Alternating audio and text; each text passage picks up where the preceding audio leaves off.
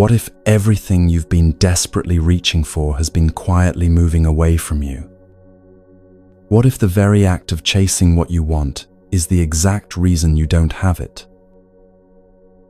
And what if there's an ancient way of being that turns this entire struggle upside down?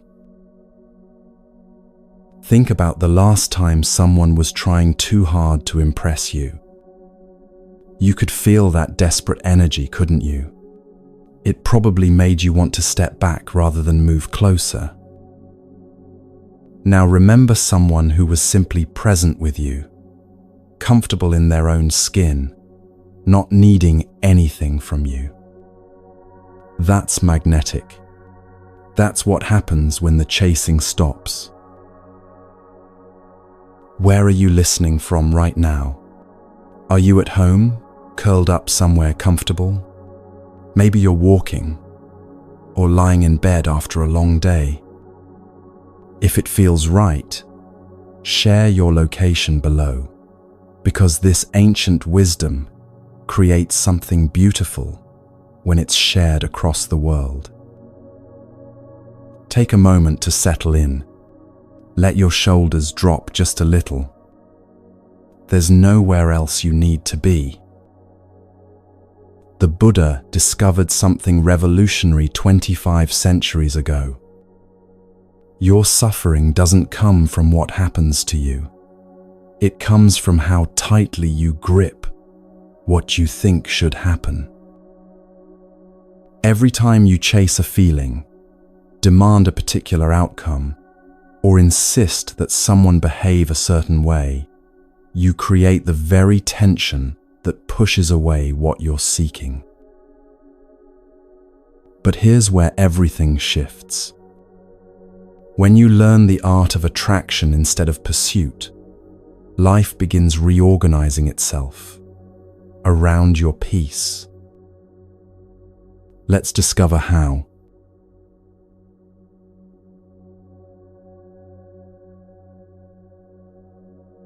Picture this scene for a moment. You're standing on a beach, holding fine sand in your cupped hands.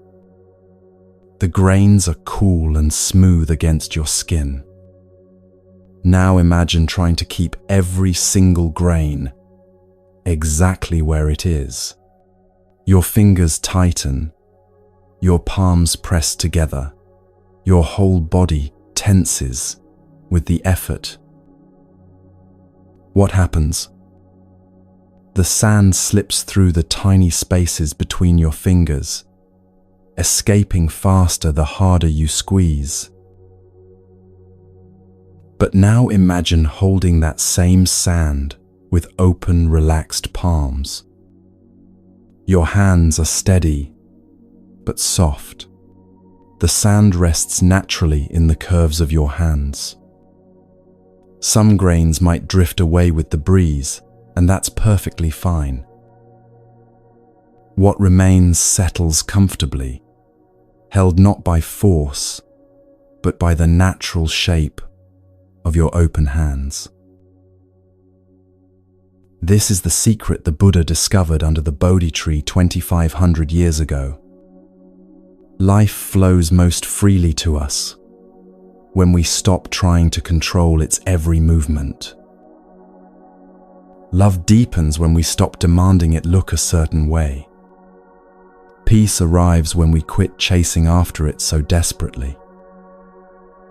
Happiness emerges when we're no longer forcing it to show up on our timeline.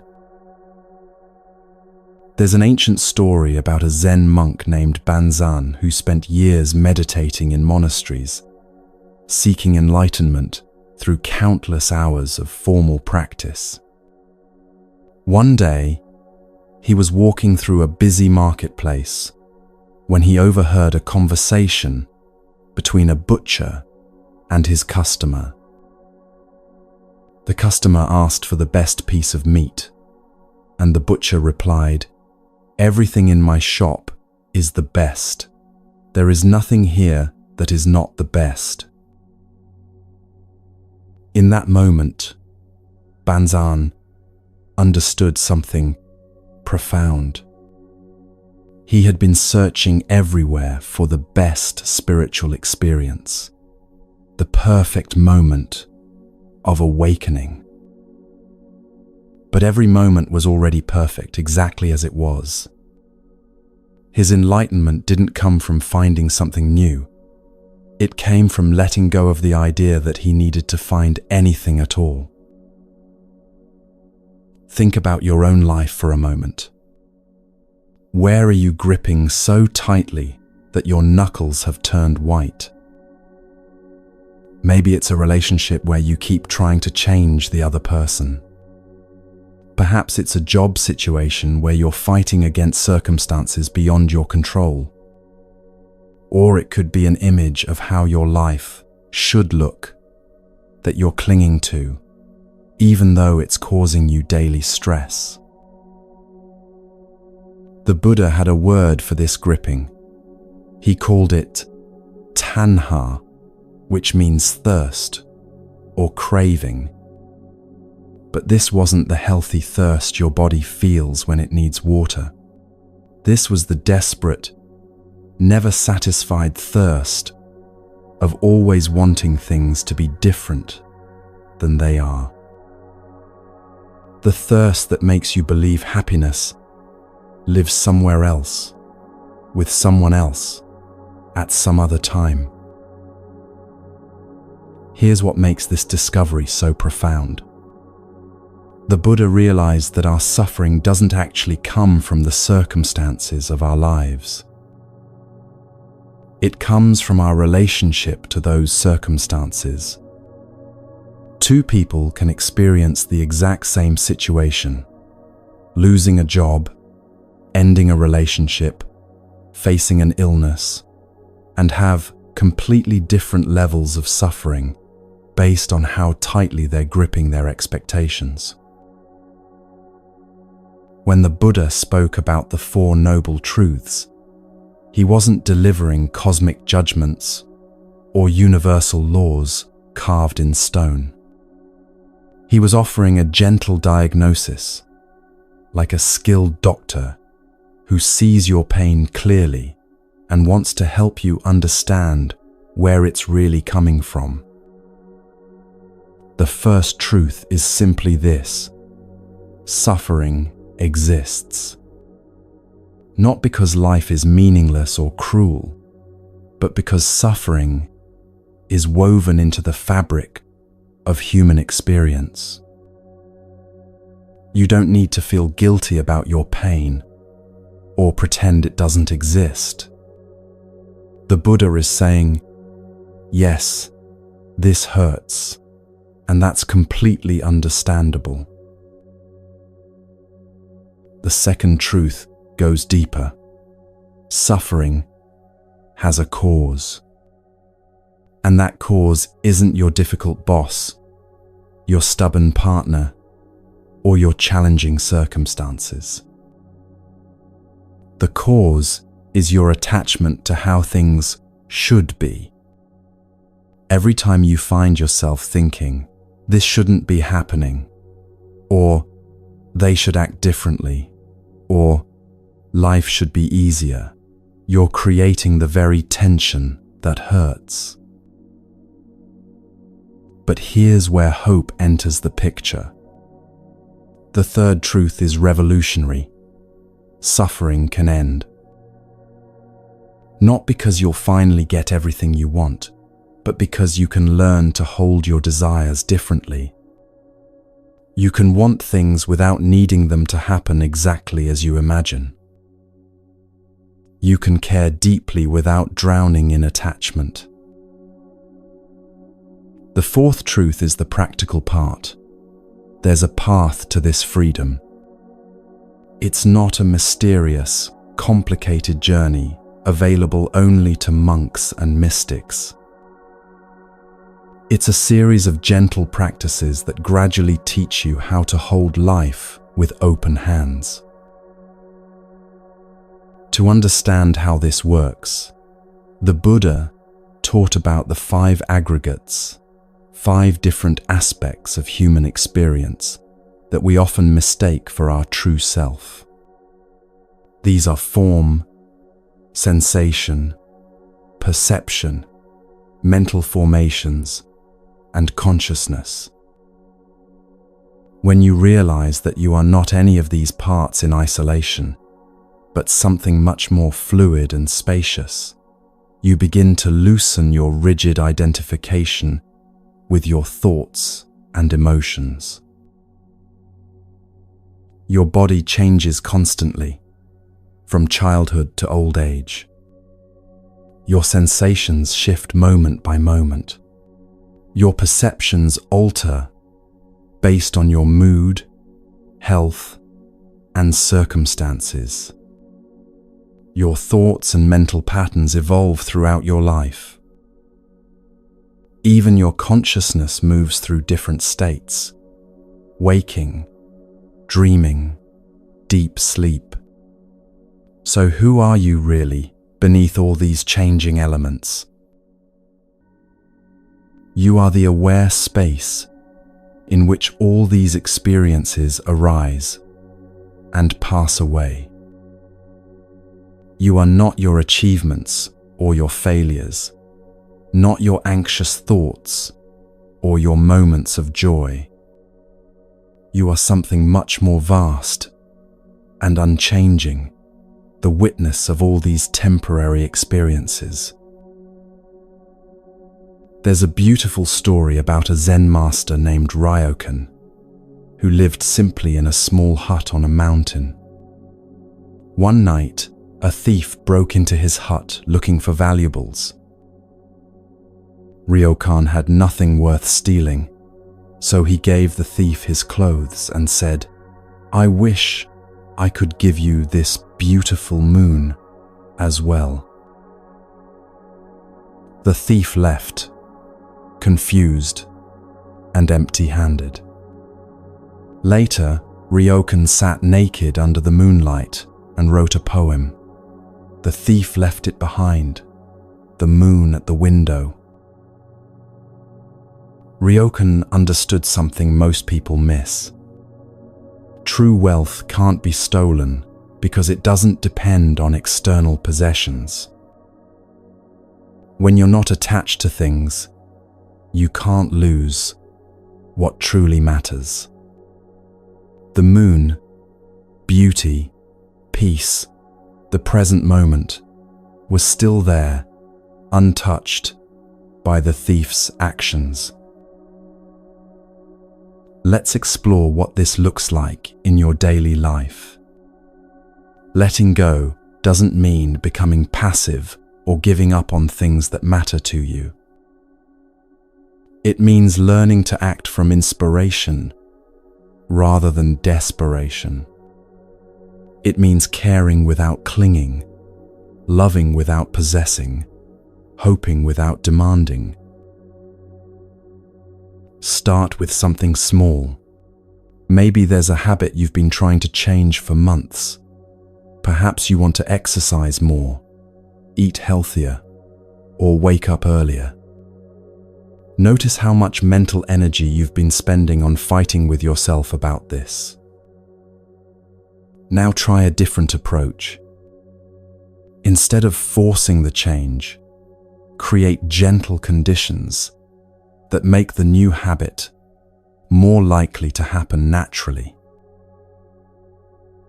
If you want to exercise more, don't set impossible goals that guarantee failure. Instead, put your workout clothes by your bed the night before. Lower the barrier instead of raising your willpower. If you want to eat healthier, don't shame yourself for your food choices. Simply place a bowl of fruit where you'll see it when you're hungry. Create conditions for what you want rather than forcing what you want. The same principle applies to relationships. Think about someone in your life who frustrates you regularly. Maybe they're always late, or they interrupt when you're speaking, or they don't show affection the way you prefer.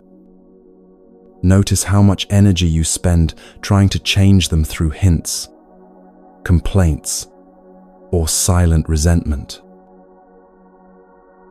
What would happen if you stopped trying to change them and started accepting them exactly as they are? This doesn't mean tolerating disrespect or abandoning your boundaries. It means releasing the exhausting project of trying to remake another human being according to your preferences. Often, when you stop pushing against someone, they naturally begin moving toward you.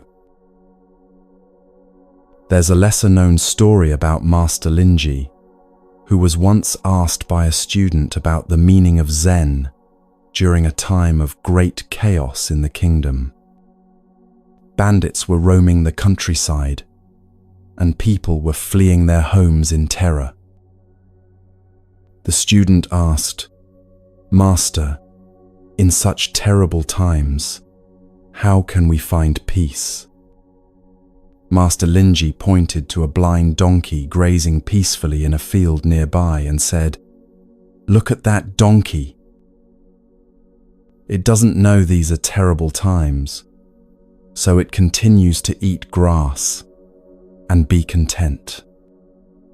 The chaos exists, but the donkey's peace also exists. Which reality will you choose to live in?" The master wasn't suggesting ignorance or denial of real problems. He was pointing to something deeper, that even in the midst of external chaos, inner peace remains available. Your circumstances don't determine your experience as much as your relationship to those circumstances does. The blind donkey couldn't see the chaos, but you can choose not to be consumed by it. This story teaches us that our judgments about situations often create more suffering than the situations themselves.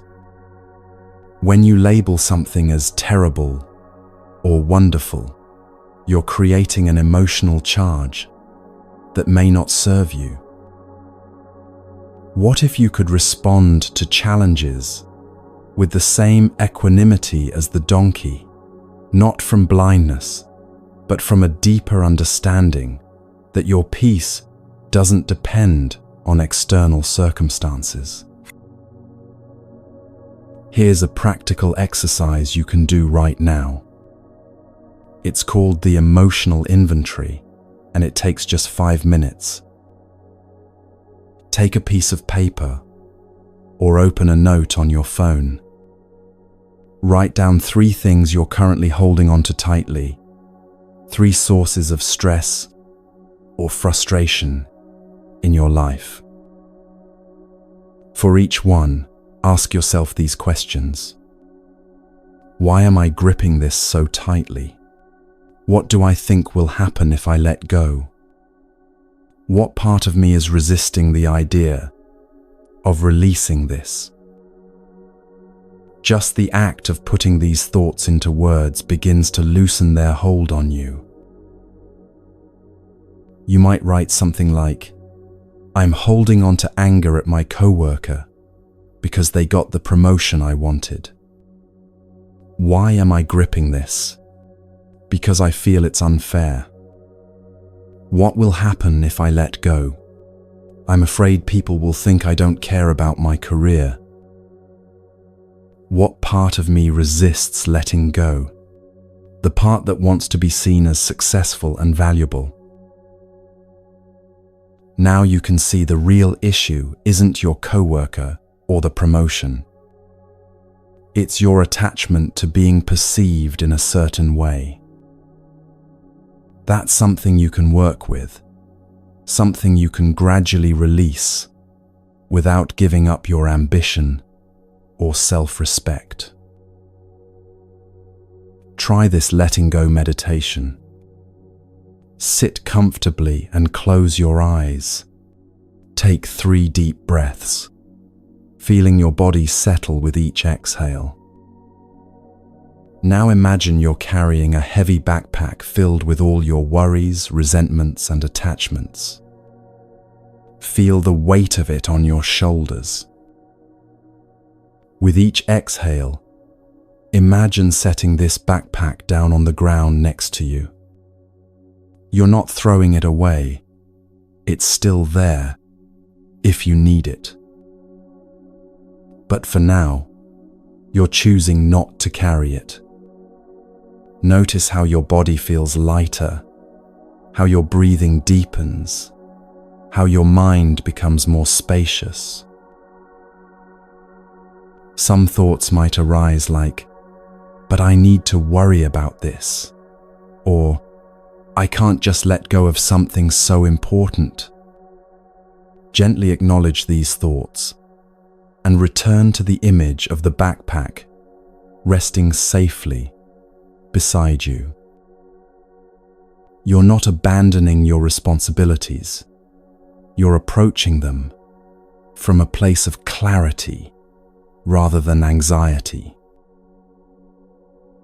There's another beautiful story about an old temple where a monk was tasked with carrying water from the well to the kitchen every day.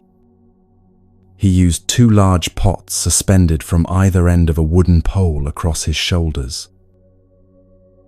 One pot was perfect and held water beautifully, but the other had a crack that leaked water throughout the entire journey. After many months, the cracked pot spoke to the monk and said, "I am ashamed. Every day I lose half the water you carry, making your work twice as hard." The monk smiled and said, "Tomorrow, pay attention to the path as we walk." The next day, as they walked from the well to the temple, the cracked pot noticed something it had never seen before. On its side of the path, beautiful wildflowers bloomed everywhere, while the other side remained barren.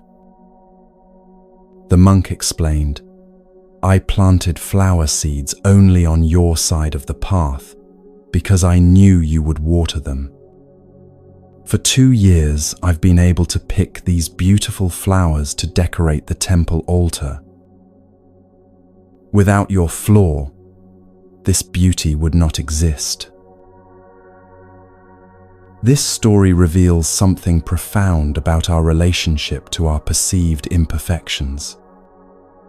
What you consider your biggest flaw might actually be creating beauty in ways you can't see. Your sensitivity might help others feel understood. Your struggles might give you compassion for people going through similar challenges. Your different way of thinking might offer solutions that others miss. Instead of trying to fix your cracks, what if you looked for the flowers they might be watering? Instead of hiding your imperfections, what if you trusted that they might serve a purpose you haven't discovered yet? The Buddha taught that nothing in this world is permanent except the fact of impermanence itself. Your current problems won't last forever, but neither will your current joys. Your relationships will change, your body will age, your circumstances will shift. When you truly understand this impermanence, you begin to hold everything more lightly. You enjoy what's here without desperately trying to make it permanent. You endure what's difficult without believing it will last forever. This doesn't make you indifferent or uncaring. In fact, it often makes you more present and loving because you're not wasting energy on the impossible task of stopping change. You're free to fully experience what's actually happening instead of fighting against what's happening. Consider how this might transform your approach to work. Instead of gripping tightly to specific outcomes, you can focus on doing your best work and releasing attachment to how others respond. Instead of trying to control your colleagues' opinions, you can concentrate on being authentic and letting the relationships develop naturally. This shift often leads to better results because you're acting from clarity rather than anxiety. Or think about how this applies to your health. Instead of fighting your body or demanding it be different, you can work with it compassionately. You can take care of yourself without becoming obsessed with perfect health. You can accept your body's limitations while still encouraging its natural healing and strength. Even your emotions become easier to navigate when you stop gripping them so tightly. Sadness moves through you more quickly when you don't resist it. Anger transforms into clarity when you don't feed it with stories about how wrong everything is. Joy deepens when you don't desperately try to make it permanent. Here's something beautiful that happens as you practice letting go. You begin to notice that life has its own intelligence, its own timing, its own way of working things out. Solutions appear that you never could have planned. Opportunities emerge from unexpected directions. People enter your life exactly when you need them most. This isn't magical thinking. It's what becomes visible when you're not so busy forcing and controlling that you miss the natural flow of support around you. It's like finally hearing the music that was playing all along once you stop making so much noise with your own struggle. Try this experiment for 1 week. Choose one area of your life where you've been pushing hard for a particular outcome. Instead of abandoning your goal, simply change your approach. Take the actions that feel natural and necessary, but release your white-knuckled grip on exactly how and when things should unfold. Notice what happens, not just in your external circumstances, but in your body, your mind, your overall sense of well-being. You might discover that the very thing you were pushing away with your effort begins flowing toward you when you create space for it. You might find that solutions you never considered become obvious. You might realize that what you thought you wanted wasn't actually what would make you happy. The Buddha compared our usual way of living to a monkey with its hand caught in a jar. The monkey reaches through the narrow opening to grab the food inside, but once its fist is full, it can't pull its hand back out.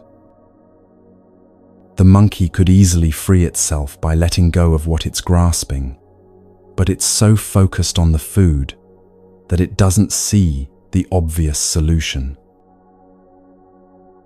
How many jars do you have your hand caught in right now? How many things are you grasping so tightly that you've trapped yourself? The freedom you're seeking might be as simple as opening your fist. But letting go is just the beginning of something even more beautiful. When you create space by releasing what no longer serves you, that space doesn't stay empty. It becomes filled with presence, with awareness, with a different quality of aliveness. And this brings us to one of the most practical and transformative aspects of Buddhist wisdom, learning to train your mind like you would train your body, but with infinite gentleness and patience.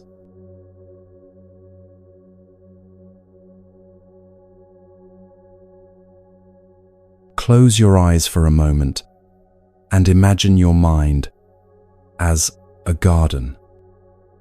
Not the perfectly manicured kind you see in magazines, but a real garden where weeds grow alongside flowers, where some seasons are abundant and others feel barren.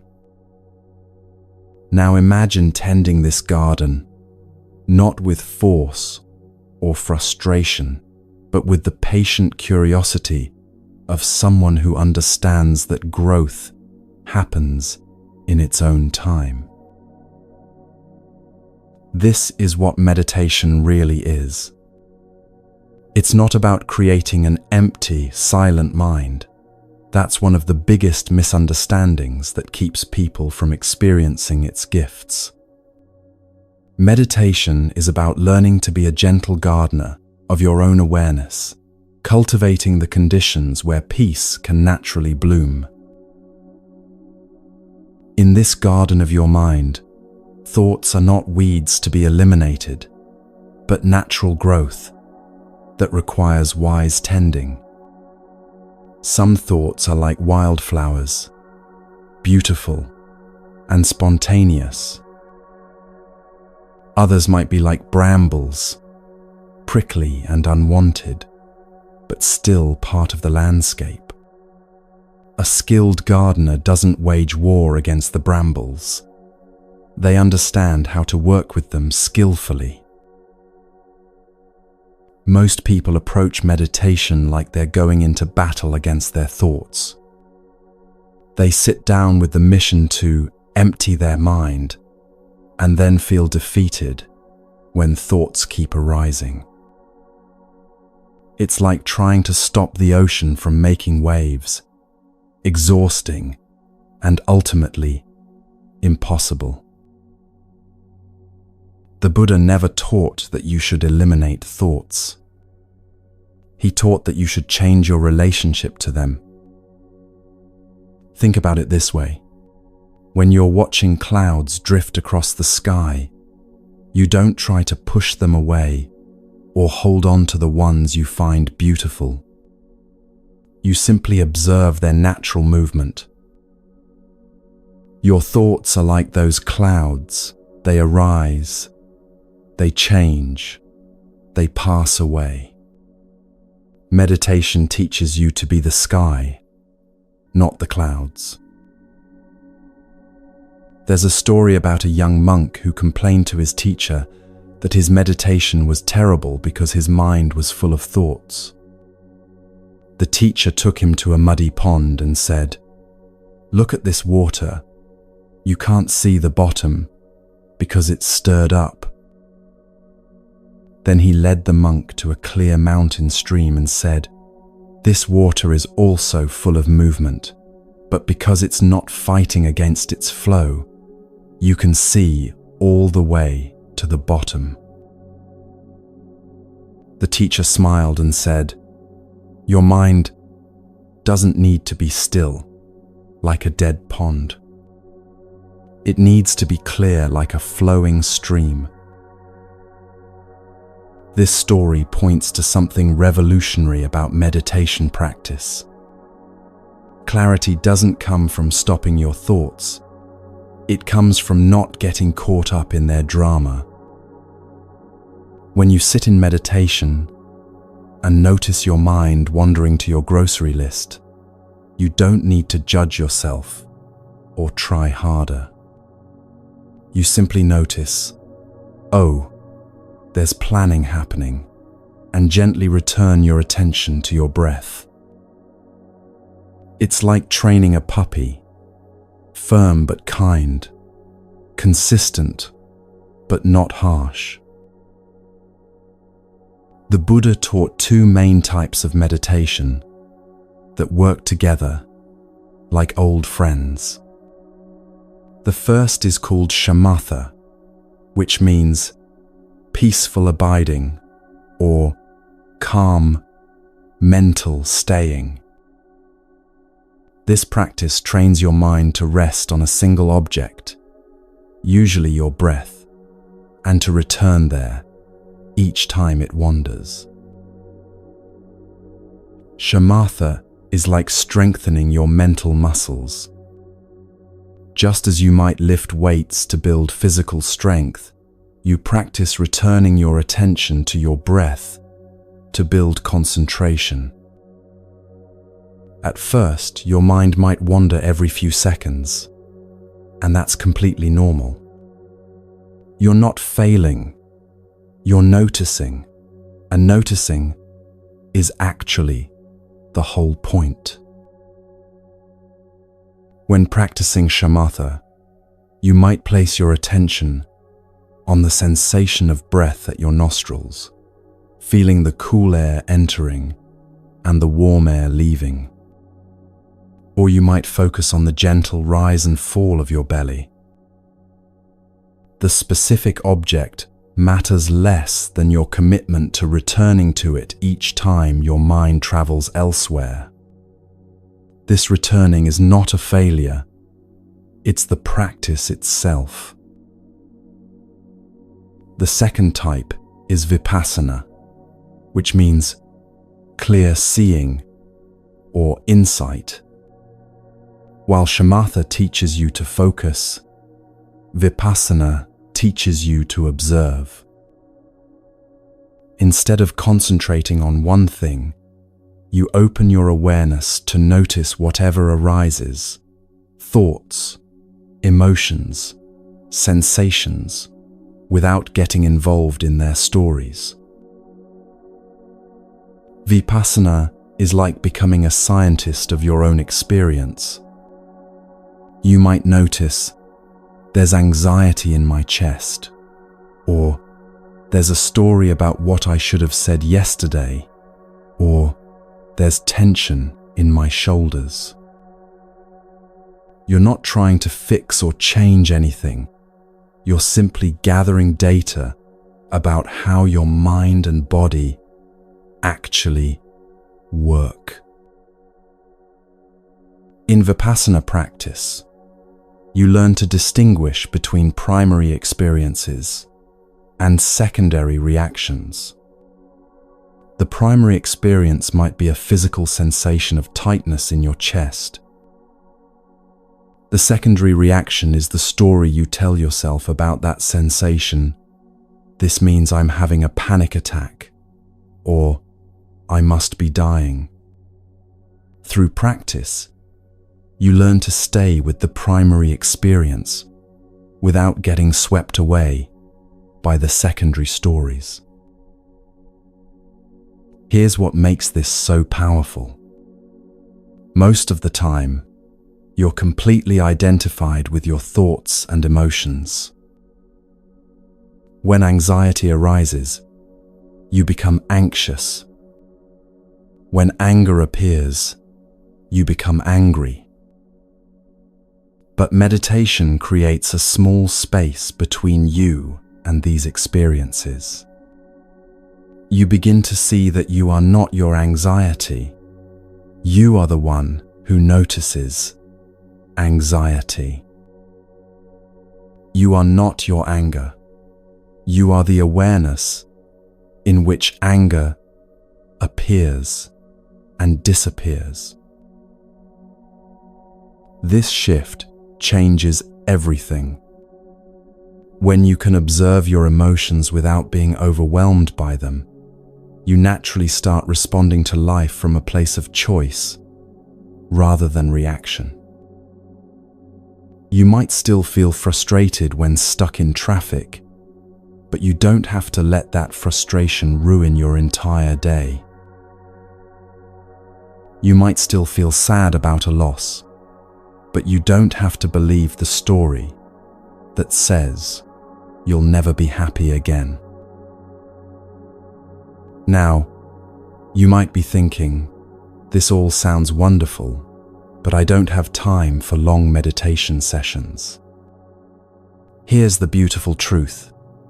You don't need them. The most transformative meditation practice isn't about sitting for an hour in perfect silence. It's about weaving 5-minute moments of awareness throughout your day. There's an ancient teaching about a master who was asked how long one should meditate. He replied, "If you're very busy, meditate for 20 minutes. If you're extremely busy, meditate for an hour." This wasn't a joke. It was pointing to the truth that the busier your mind becomes, the more you need these moments of stillness. But those moments don't have to be lengthy to be powerful. Think of meditation like water, slowly wearing down stone. It's not the force of a single powerful wave that creates change. It's the gentle, consistent contact over time. 5 minutes of genuine presence each morning can be more transformative than an hour of distracted sitting once a week. Consider how you might approach these 5-minute sessions. Find a comfortable position where you can sit with your spine naturally upright but not rigid. Close your eyes or soften your gaze downward. Begin by taking 3 deep breaths, allowing each exhale to release any tension you're holding. Then let your breathing return to its natural rhythm. Place your attention gently on your breath, like a butterfly landing on a flower. When you notice your mind has wandered, and it will, simply acknowledge where it went without judgment. You might mentally note thinking or planning or remembering, and then gently escort your attention back to your breath. This process of wandering and returning is not a distraction from meditation, it is meditation. The Buddha taught that you can practice mindfulness in 4 foundations: mindfulness of the body, mindfulness of feelings, mindfulness of the mind, and mindfulness of mental objects. These aren't separate practices you need to master individually. They're different doorways into the same room of awareness. Mindfulness of the body might be as simple as feeling your feet on the ground as you walk to your kitchen. Notice the weight shifting from one foot to the other, the sensation of your clothes against your skin, the temperature of the air around you.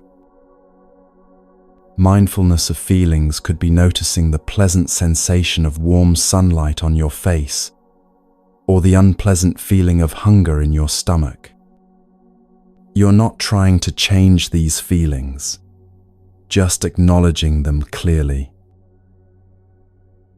Mindfulness of mind might be observing when your thoughts become scattered like leaves in the wind, or when they feel focused and clear like a calm lake.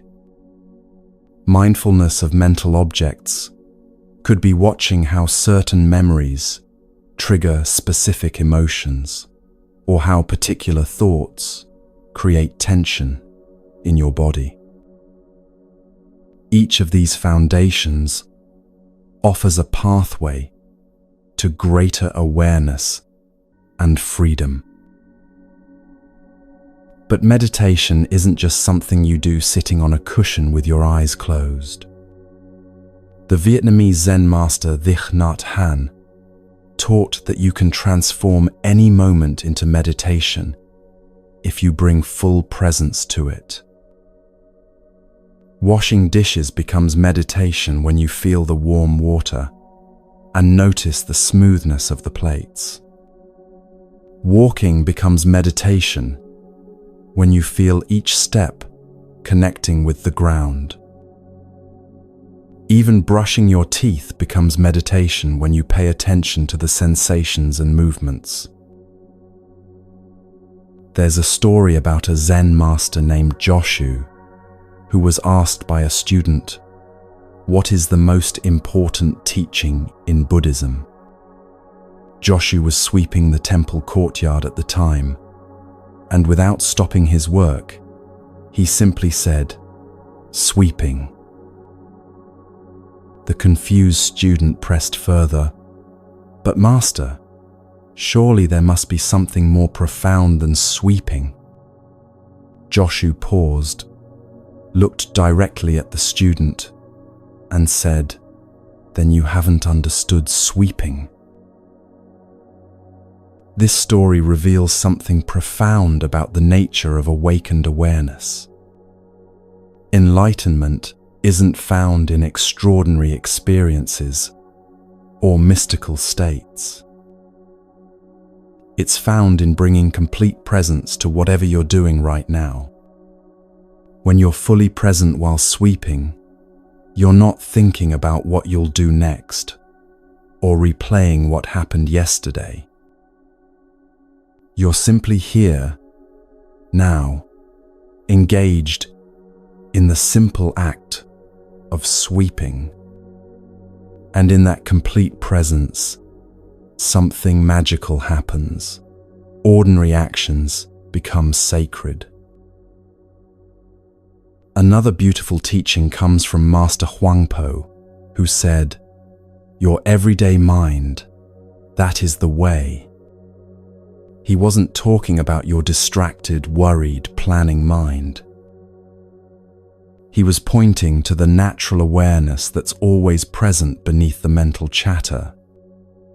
The mind that notices the taste of your morning coffee, that feels grateful for a friend's laughter, that recognizes beauty in unexpected moments.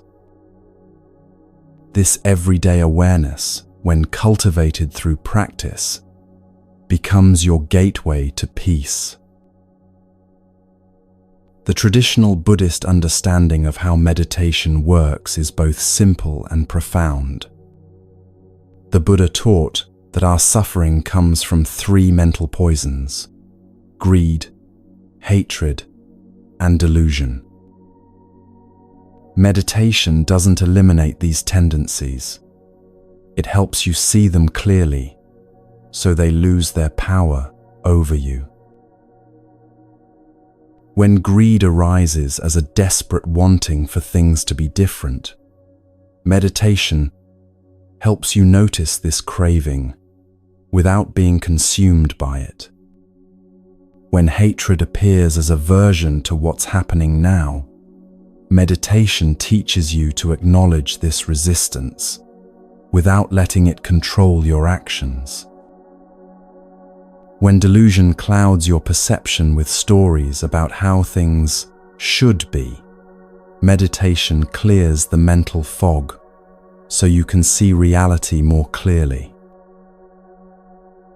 This process happens naturally, like muddy water settling when you stop stirring it. The Buddha compared the mind to a jar of muddy water.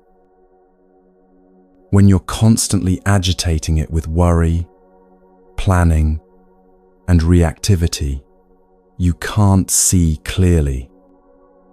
But when you stop stirring, when you simply sit and observe, without interfering, the mud gradually settles and the water becomes clear.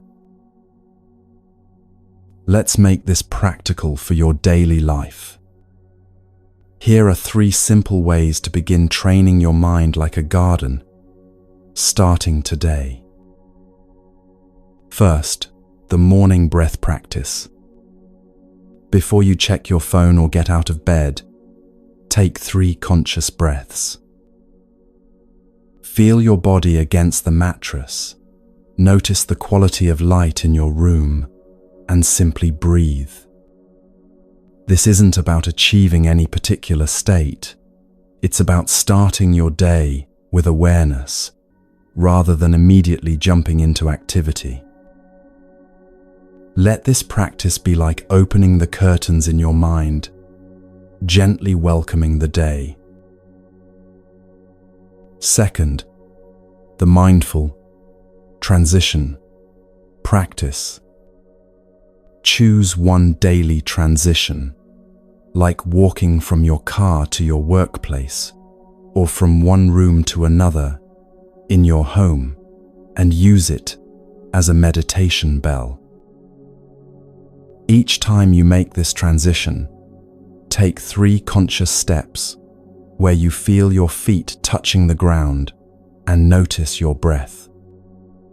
This simple practice begins to break up the autopilot patterns that keep you disconnected from the present moment. Think of these transitions as doorways where you can step from distraction into presence. Third, the emotional weather practice. Several times throughout your day, pause and ask yourself, what's the weather like in my mind right now? Is it stormy with worry, cloudy with confusion, sunny with contentment? You're not trying to change the weather, you're simply becoming aware of it. This practice helps you realize that emotions, like weather, are temporary and constantly changing. Just as you wouldn't try to argue with a thunderstorm, you can learn to let emotional storms pass through without resistance. There's a lesser-known story about a monk who spent years trying to achieve perfect meditation. He would sit for hours, fighting with his thoughts and becoming frustrated when his mind wandered. One day, exhausted from his efforts, he simply gave up trying to meditate correctly and just sat quietly, allowing whatever arose to be there. In that moment of surrender, he noticed something he had missed in all his striving. The birds were singing outside the meditation hall, the wind was rustling through the trees, and his breath was flowing naturally, without any effort on his part. He realized that meditation wasn't something he needed to create or achieve. It was something that was always happening, waiting for him to notice. This story points to one of the most liberating aspects of meditation practice. You're not trying to create a special state or have profound experiences. You're simply learning to recognize and rest in the natural peace that's always available beneath the surface of your busy mind. The 8th century Buddhist master Shantideva wrote, "If you want to know your mind, sit down and observe it." This simple instruction contains everything you need to know about meditation. You don't need special techniques, expensive equipment, or years of training. You just need the willingness to sit down and pay attention to what's actually happening in your experience right now. As you begin to cultivate this quality of gentle attention, you might notice that your relationship to everything starts to shift. Difficult emotions don't feel as overwhelming because you're not fighting them. Pleasant experiences become richer because you're fully present for them. Everyday activities become more satisfying because you're actually there while they're happening. Food tastes better when you're not eating while scrolling through your phone. Conversations become more meaningful when you're truly listening instead of planning what to say next. The Buddha taught that meditation is like polishing a mirror. You're not trying to create something new. You're simply removing the dust that's been accumulating on the surface. Beneath all the mental chatter and emotional reactivity, your natural clarity and peace are already there, waiting to be revealed. Remember, you don't need to be perfect at this. There's no such thing as a bad meditation session. Every time you notice your mind has wandered and gently bring your attention back, you're strengthening your capacity for awareness. Every moment of presence, no matter how brief, is a victory worth celebrating. As your mind settles, something magical happens to how you see and experience the world around you. Colors seem more vivid, sounds become more clear, and you begin to notice beauty in places you never looked before. This isn't because the world has changed. It's because you're finally awake enough to see what was always there.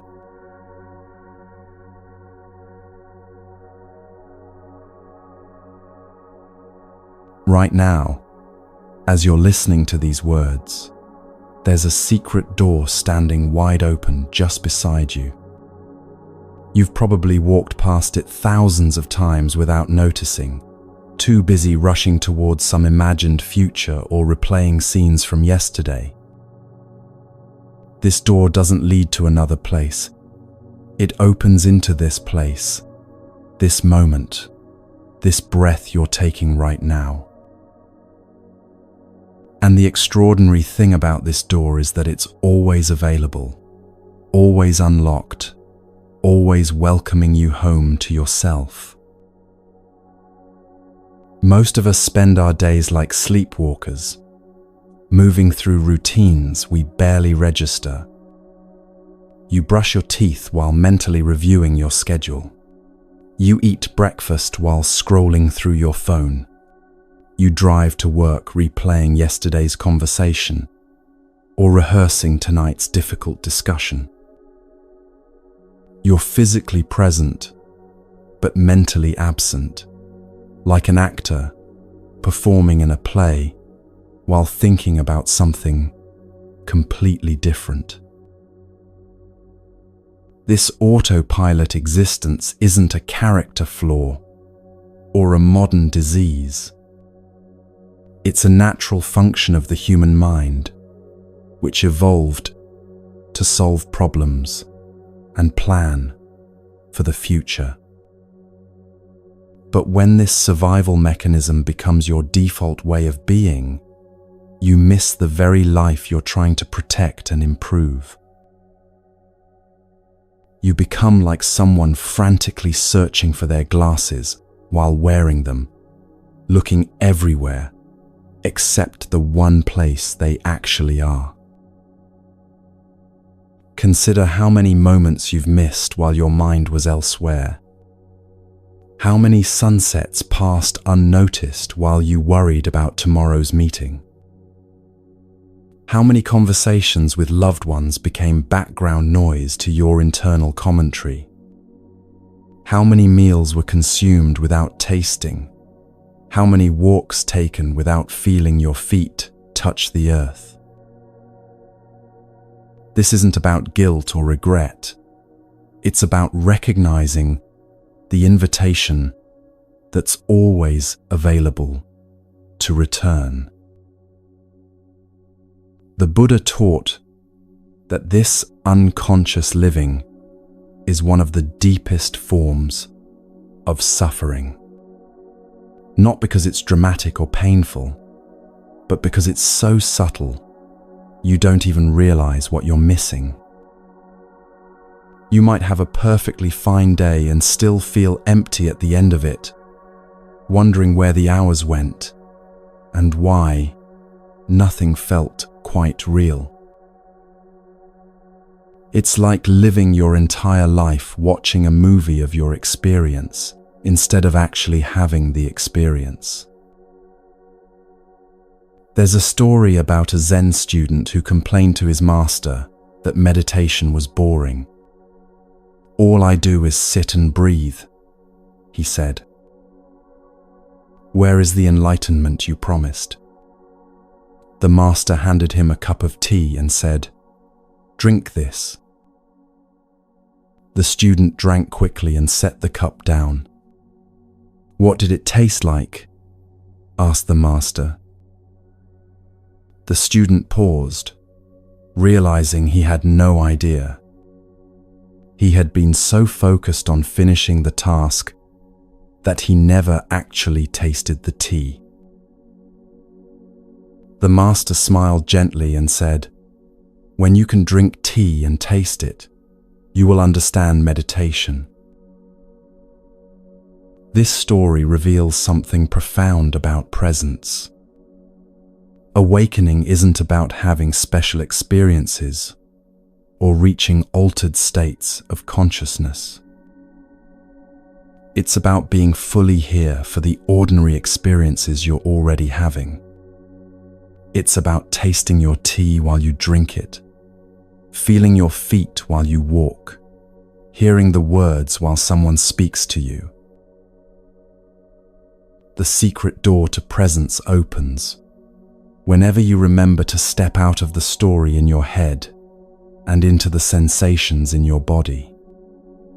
Right now, can you feel the weight of your body wherever you're sitting or lying? Can you notice the temperature of the air on your skin? Can you hear the sounds around you, perhaps traffic in the distance or the hum of an appliance? These simple sensations are happening right now, regardless of whatever drama your mind might be spinning. Your body is always in the present moment. It has no choice in the matter. It can't be anywhere else, can't experience anything else, can't worry about tomorrow or regret yesterday. When you anchor your attention in bodily sensation, you immediately step out of time travel and into the eternal now. 2.0. This is why the breath is such a powerful meditation object. It's always happening here, always happening now. When you pay attention to what's actually happening, instead of what you're thinking about what's happening, something magical occurs. The simplest activities become sources of wonder. Washing dishes transforms from a chore into a meditation when you feel the warm water flowing over your hands. Notice the rainbow bubbles forming and popping. Hear the gentle clink of plates against each other. Suddenly, you're not washing dishes to get them done. You're washing dishes to wash dishes. Take the simple act of making your bed in the morning. Usually, this might be done hurriedly, your mind already racing toward the day's first meeting or obligation. But what happens when you slow down and actually feel the texture of the sheets between your fingers? When you notice the satisfaction of smoothing wrinkles and arranging pillows? When you appreciate the transformation from rumpled to orderly? The bed still gets made, but you've created a moment of mindful care that sets a different tone for your entire day. Drinking your morning coffee becomes a ceremony when you notice the steam rising from the cup. Inhale the rich aroma Feel the warmth spreading through your chest as you swallow. Walking to your mailbox becomes a journey when you feel each step. Notice how your weight shifts from heel to toe. Observe how the light filters through the trees. These aren't special moments you need to create. They're ordinary moments you need to inhabit. The Vietnamese master Thich Nhat Hanh tells a story about washing dishes. He says that if you wash dishes to get them clean, you're not really washing dishes. You're enduring the present moment to get to the next one.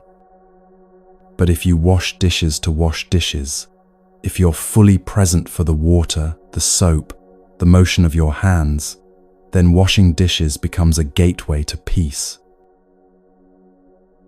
The dishes still get clean, but something else happens too. You come alive. This same principle applies to every mundane activity in your life. Folding laundry becomes meditation when you notice the softness of fabric, the rhythm of your movements, the satisfaction of creating order. Waiting in line stops being frustrating when you use it as an opportunity to observe people, appreciate the simple fact that you're alive, or practice patience as a form of inner training.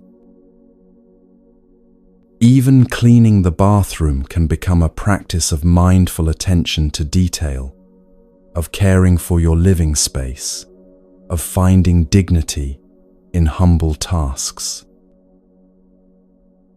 This quality of presence is particularly powerful when it comes to anxiety and worry.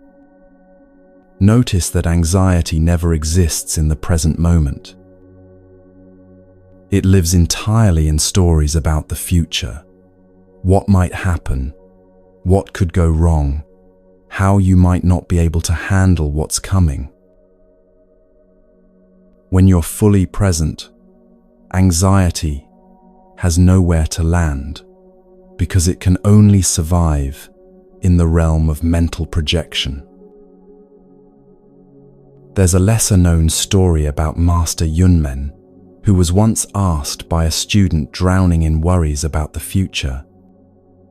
The student said, "Master, I'm terrified about what might happen tomorrow." Yunmen pointed to a bird singing outside the window and said, "Listen to that bird. Is it worried about tomorrow's song?" The student said, "No, Master, but birds don't have the same concerns as humans." Yunmen smiled and replied, "You're right. The bird is much wiser. It's singing today's song today." This doesn't mean ignoring real responsibilities or failing to plan for the future. It means distinguishing between practical planning and anxious rumination. When you need to prepare for something, you can do so from a place of presence rather than panic. You can make your lists, have your conversations, and take your actions while remaining grounded in the reality of now. Imagine the difference between anxious planning and present moment planning. Anxious planning feels frantic, overwhelming, full of worst-case scenarios and endless what-ifs. Present moment planning feels calm and methodical, dealing with one step at a time, staying connected to your body and breath while you think through practical details. Both might accomplish the same external tasks, but one depletes your energy while the other preserves it. Try this simple experiment the next time you notice anxiety arising. Instead of fighting the worried thoughts or trying to solve the imagined problems, bring your attention to your body. Feel your feet on the ground. Notice your breathing. Sense the space around you. Anxiety is a mental storm, but your body is always here, always present, always available, as an anchor. When you ground yourself in physical sensation, the storm can rage without sweeping you away. You might notice that anxiety often creates physical tension, tight shoulders, clenched jaw, shallow breathing. Instead of trying to think your way out of anxiety, try breathing your way through it. Take slow, deep breaths and consciously relax the areas of tension with each exhale. This isn't about eliminating anxiety entirely. It's about staying present, even when anxiety is visiting.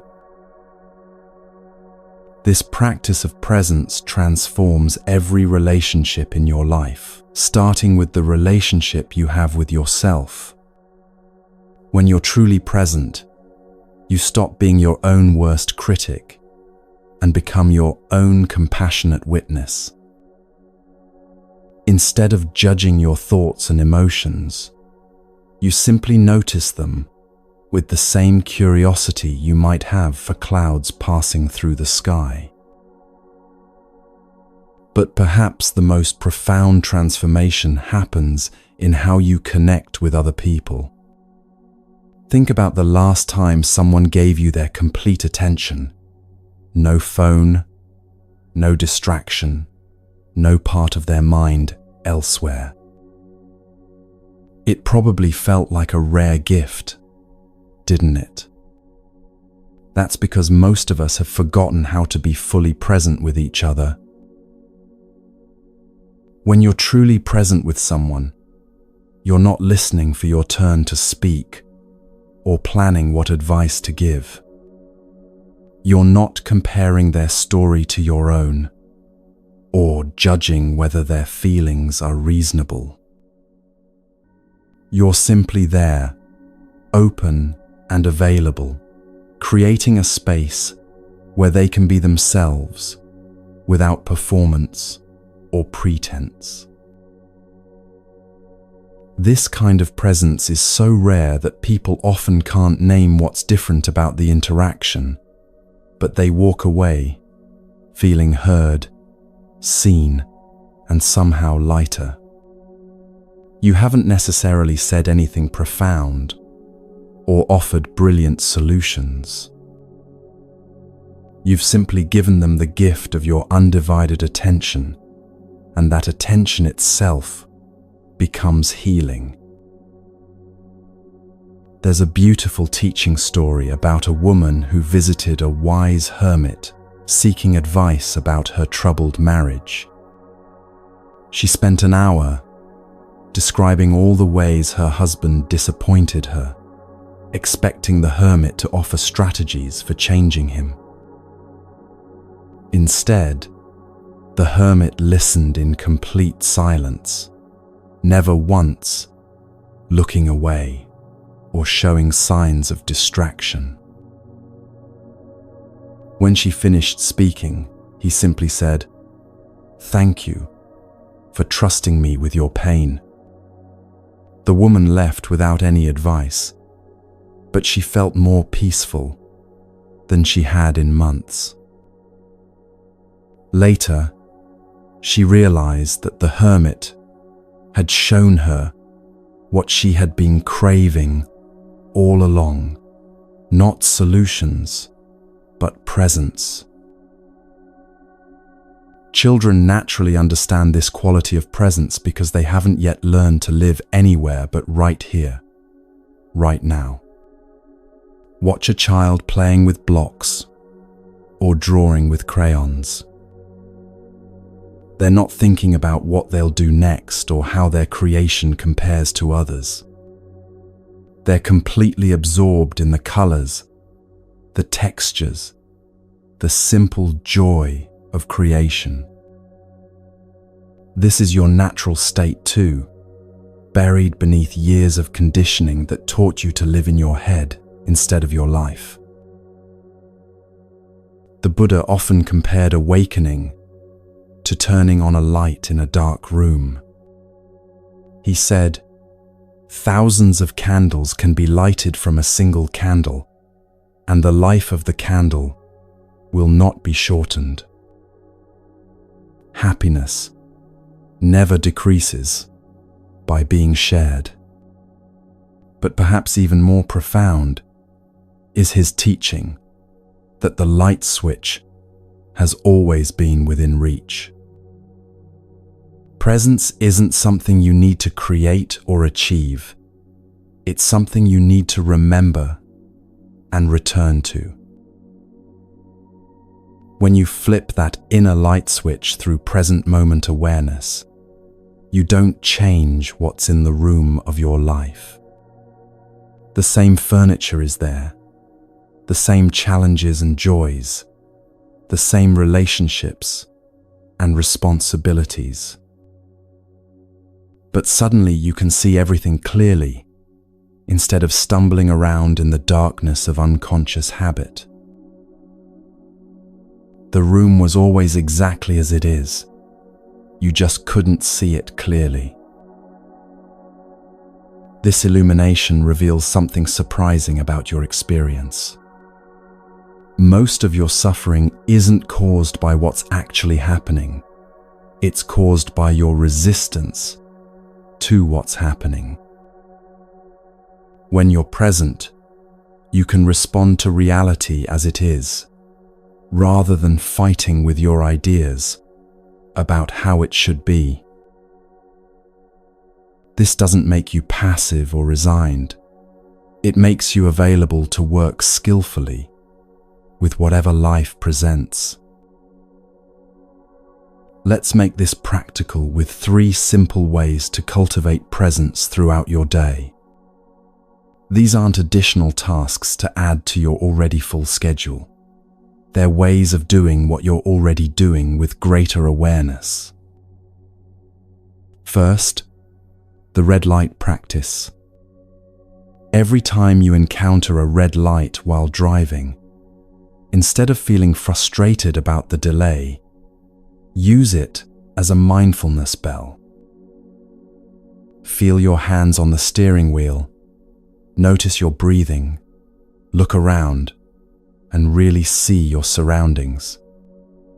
Traffic lights happen dozens of times during most drives, giving you dozens of opportunities to return to presence.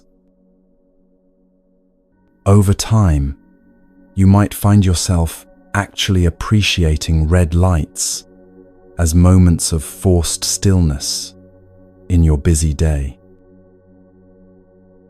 Second, the doorway practice.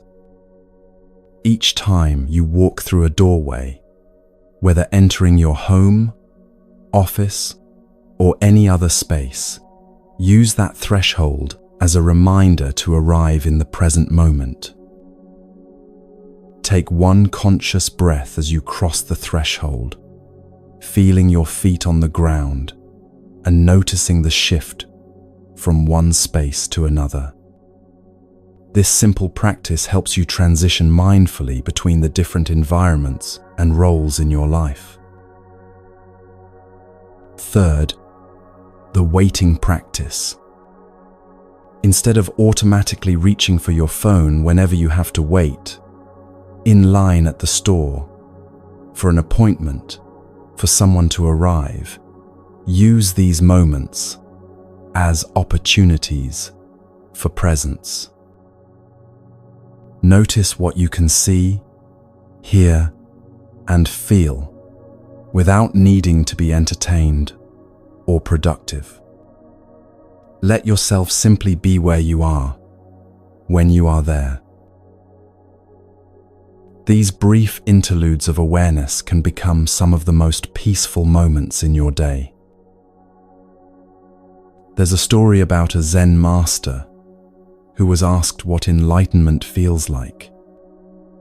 He thought for a moment and then said, "It's like walking through your own front door." The student was confused and asked for clarification. The master explained, "Most people spend their entire lives standing outside their own door, looking through the windows and imagining what it might be like inside. Enlightenment is simply having the courage to turn the handle and walk in. Your life is happening right now, in this moment, in this breath. Not in the conversation you're planning to have later, not in the memory you keep replaying, not in the future you're trying to control. Here now, in the simple fact of your existence in this moment. The secret door to presence is always open because there's nowhere to go and nothing to achieve. You're already home. You just need to notice that you've arrived. As you practice living this way, something profound begins to shift in your understanding of how life actually works. You start to see that every moment is both a result of what came before and a seed for what will come next. You begin to recognize that the quality of your presence now directly influences the quality of your future experience. This awareness leads naturally to one of the most empowering teachings the Buddha ever shared: the truth that every action, every thought, every choice you make is simultaneously an effect of the past and a cause for the future. When you understand this deeply, you realize that the present moment isn't just where life happens, it's where life is created. Each breath, each step, each interaction becomes an opportunity to plant seeds of wisdom, compassion, and peace that will bloom in ways you can't yet imagine. When you live this way, you start to understand something profound about cause and effect that changes how you approach every aspect of your existence.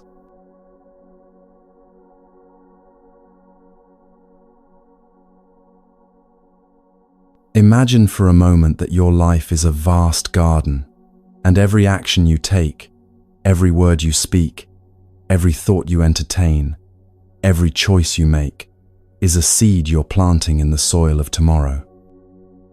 Some seeds will sprout quickly, showing their fruits within days or weeks.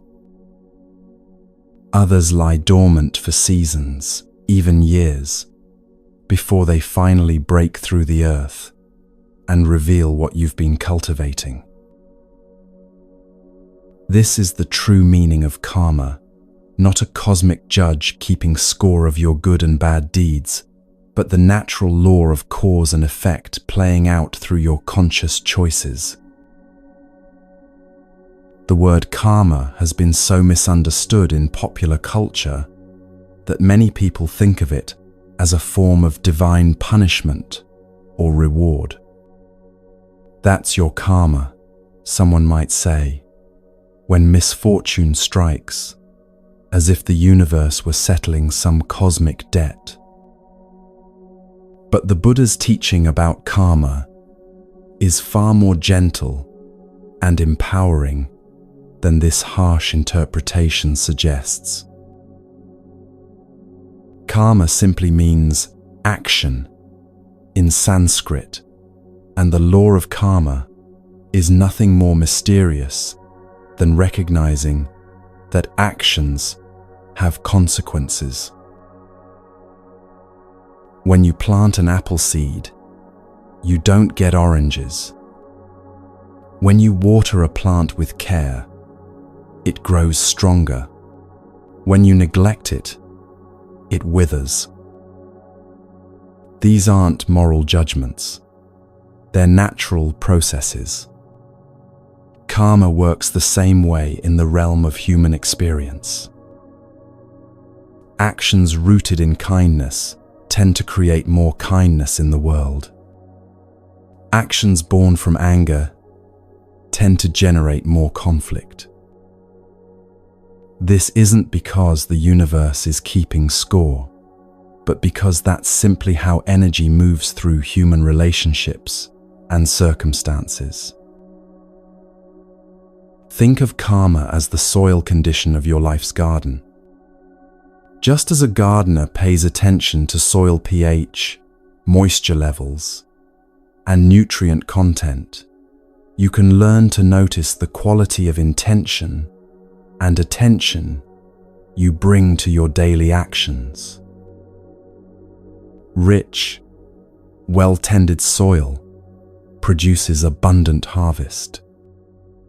Depleted, toxic soil struggles to support healthy growth. Your consciousness is that soil, and your awareness is what allows you to tend it skillfully. What makes this understanding so liberating is that it puts the power entirely in your hands. You're not a victim of random fate or divine whim. You're not powerless against the circumstances of your life. Every moment, you're actively participating in creating your future experience through the quality of attention and intention you bring to your actions. The Buddha taught that we create karma through 3 doors: the door of the body, the door of speech, and the door of the mind. These aren't separate systems but interconnected gateways through which your inner life becomes your outer experience. Understanding how these doors work gives you practical tools for cultivating the kind of life you actually want to live. The door of the body includes every physical action you take, from how you move through space to how you touch others, from your posture to your gestures. Your body is constantly communicating, and these communications have consequences. When you move through the world with gentleness, others sense that gentleness and often respond in kind. When you carry yourself with confidence but not arrogance, people are naturally drawn to that balanced energy. Consider how you walk into a room. Are you rushing in with scattered energy, checking your phone, barely acknowledging the people already there? Or do you enter with presence, making eye contact, perhaps offering a genuine smile? These might seem like small differences, but they create entirely different atmospheres and invite completely different responses from others. Even something as simple as how you close a door creates karma. Do you let it slam behind you, creating a jarring sound that disrupts others? Or do you close it mindfully, with consideration for the people nearby? How you handle objects, whether you set things down gently or drop them carelessly, reflects your internal state and influences the energy around you. There's a story about a Zen master named Ikkyu, who was known for his unconventional behavior. One day, he entered a temple where he wasn't recognized, dressed in simple traveling clothes. The monks paid him little attention and seated him in the back during the meal. Ikkyu said nothing, ate quietly, and left. The next day, he returned wearing his formal robes as a renowned master, and the same monks rushed to honor him with the best seat and finest food. Ikkyu began serving the food to his sleeves, saying, "Eat, sleeves, since it was the robes that brought you honor, not the person wearing them." Then he quietly left again. This story reveals how our external actions, including how we present ourselves, create specific consequences. The monk's behavior toward the robes versus the person generated very different karma for their community. Ikkyu's gentle but clear demonstration planted seeds of awareness that likely influenced how those monks treated future visitors. The door of speech is perhaps the most immediate creator of karma in our daily lives. Every word you speak is a seed that will grow in the consciousness of whoever hears it. Words of encouragement can literally change the course of someone's day, or even their life. Words of criticism or complaint can poison the atmosphere of an entire household or workplace. But speech karma isn't just about the content of your words. It's also about their tone, timing, and intention. The same factual information can be delivered as an attack or as a gift of awareness. "You're always late" creates very different karma than "I was worried when you didn't arrive at our planned time." Both communicate the same basic information, but one plants seeds of defensiveness while the other plants seeds of consideration. Consider the karmic difference between gossip and genuine concern. When you speak about someone's difficulties with curiosity or judgment, you're planting seeds of divisiveness and mistrust. But when you speak about the same situation with compassion, hoping to understand how to help, you're planting seeds of community and care. The external topic might be identical, but the intention behind your words creates completely different consequences. Even your internal speech, the constant stream of thoughts and mental commentary, creates karma. The Buddha taught that thoughts are the forerunners of all actions. What you think repeatedly becomes the blueprint for what you speak and do. If your mind is constantly rehearsing judgments and complaints, those patterns will eventually emerge in your words and actions. If you cultivate thoughts of gratitude and kindness, those qualities will naturally flow into your interactions with others. This is where the door of the mind becomes crucial for conscious karma creation. Your mental habits are like the soil condition in your karmic garden. Rich, well-tended soil produces abundant, healthy growth. Depleted, toxic soil struggles to support anything beautiful. The quality of your mental soil is determined by what you feed it. Do you constantly consume media that agitates and frightens you? Do you spend time with people who encourage your worst tendencies rather than your best qualities? Do you replay negative scenarios obsessively, or do you notice beauty and practice gratitude?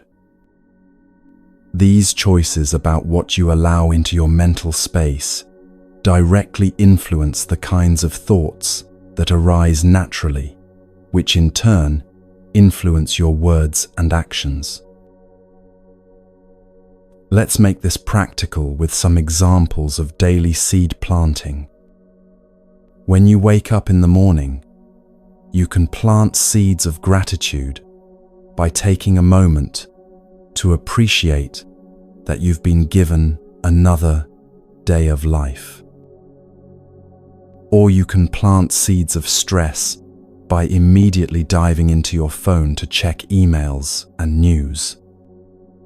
Both choices create momentum that influences how the rest of your day unfolds. When someone cuts you off in traffic, you can plant seeds of anger by cursing and letting road rage consume you. Or you can plant seeds of compassion by considering that they might be rushing to the hospital or dealing with their own crisis.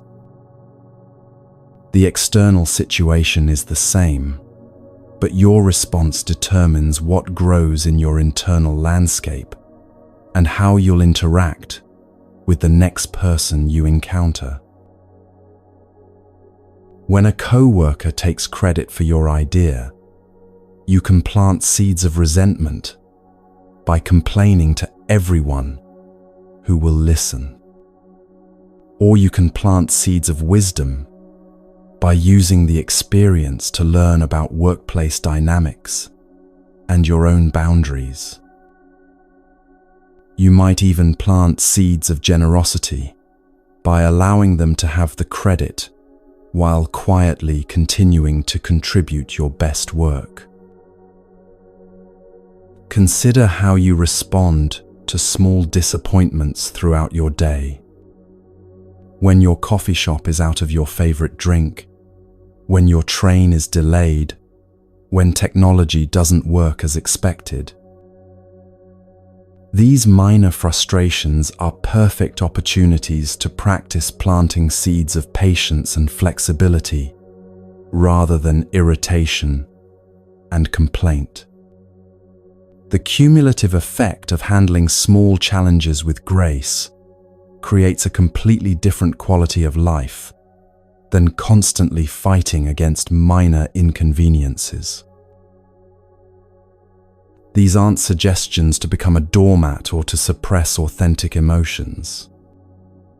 If someone consistently takes advantage of you, setting clear boundaries is its own form of skillful karma creation.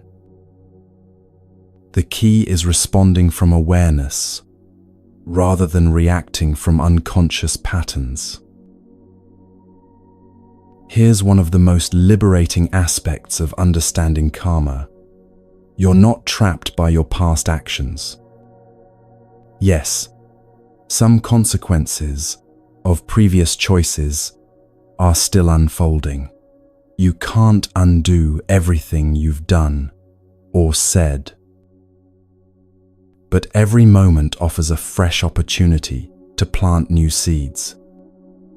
The Buddha taught that the present moment is the only place where transformation is possible. If you've been planting seeds of impatience for years, you don't have to wait for some cosmic deadline to change your patterns. You can begin cultivating patience right now, in this conversation, with this challenge, through this breath. If you've been unconsciously planting seeds of criticism and complaint, you can start noticing what's actually working in your life and expressing appreciation for it. There's a beautiful story about a woman who visited the Buddha, distraught about her past mistakes. She had spoken harshly to her children, been unfaithful to her husband, and treated her parents with disrespect. I've created so much bad karma, she wept. Is there any hope for me? The Buddha picked up 2 cups of water, one muddy, one clear. He slowly poured the clear water into the muddy cup, and gradually the water became cleaner and cleaner. Your past actions are like this muddy water, he said gently. But every moment of mindful, loving action is like adding clear water. Keep adding clear water, and soon the muddy water becomes clear. This metaphor reveals something profound about how karma actually works. You don't have to achieve perfect purity before you can begin creating positive consequences. Every small choice toward kindness, awareness, and wisdom immediately begins shifting the overall quality of your life's trajectory. Breaking unconscious patterns is one of the most powerful ways to work with karma consciously. Most of our reactive patterns were formed when we were very young and had limited tools for dealing with challenging emotions or situations. As an adult, you have access to resources and perspectives that simply weren't available to you as a child. But those old patterns keep running automatically unless you consciously interrupt them. The first step in breaking patterns is simply noticing them without judgment. Maybe you realize that you always respond to criticism by getting defensive and counterattacking. Or you notice that you tend to shut down and withdraw whenever conflict arises. Or you recognize that you automatically say yes to requests even when you're already overwhelmed. Just seeing these patterns clearly is the beginning of freedom from them. Once you can recognize a pattern as it's happening, you can create a small pause before reacting. In that pause, even if it's just one breath, you have the opportunity to choose a different response. You might still fall back into the old pattern sometimes, and that's perfectly normal. Change happens gradually, with patience and self-compassion. The Buddha said, "We are what we repeatedly do." Excellence, then, is not an act, but a habit. This means that every time you choose awareness over reactivity, compassion over criticism, or patience over irritation, you're literally rewiring your brain to make those responses more natural in the future. He also taught, every morning we are born again. What we do today is what matters most. This isn't just inspiring philosophy, it's practical instruction for conscious karma creation. Yesterday's mistakes don't define today's possibilities.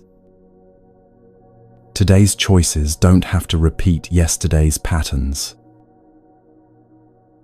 Another profound teaching says, if you want to know your past, look at your present condition.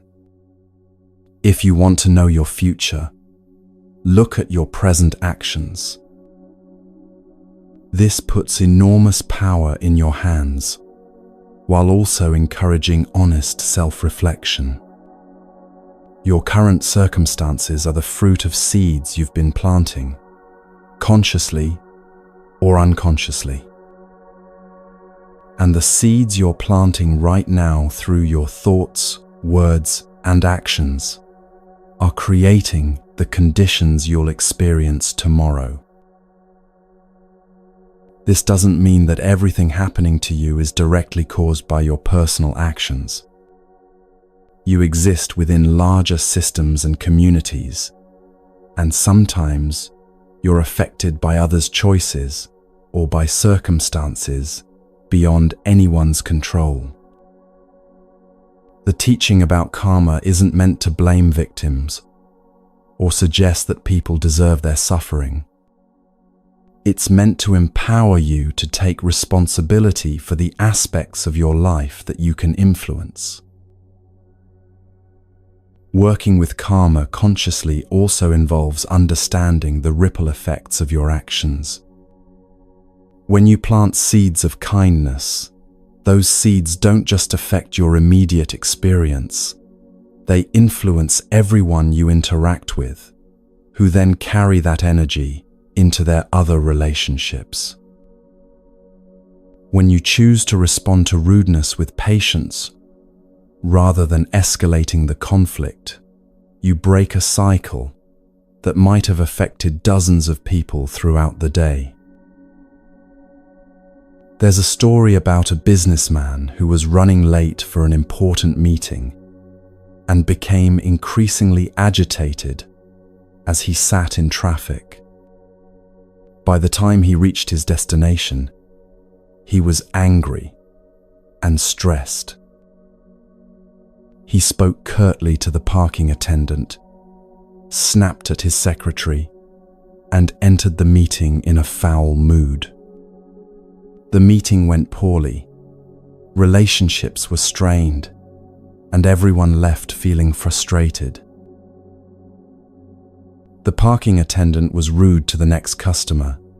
The secretary was short with her family that evening, and the meeting participants carried their bad moods into their other interactions.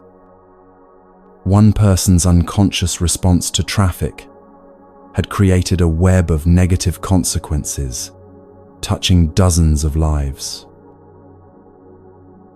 But the story could have unfolded very differently.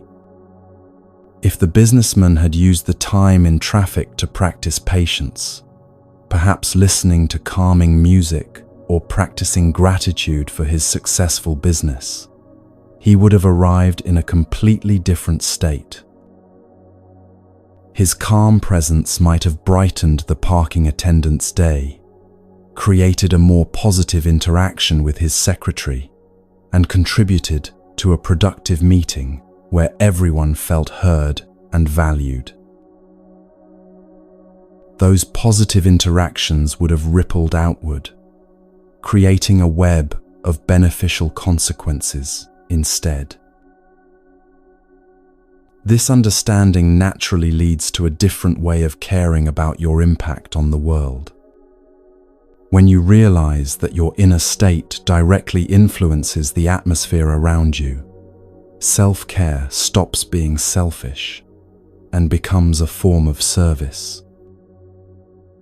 Taking care of your own mental and emotional well-being means you're more likely to be a positive presence in other people's lives. Cultivating peace within yourself becomes a gift you offer to everyone you encounter. This understanding naturally leads to a different way of caring, not just for yourself, but for the intricate web of relationships and communities that your life touches every single day.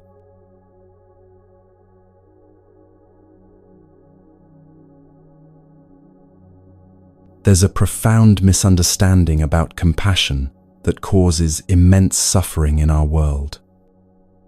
Many people believe that truly caring for others means sacrificing themselves completely, pouring out their energy until they're empty, giving until it hurts, and then giving some more.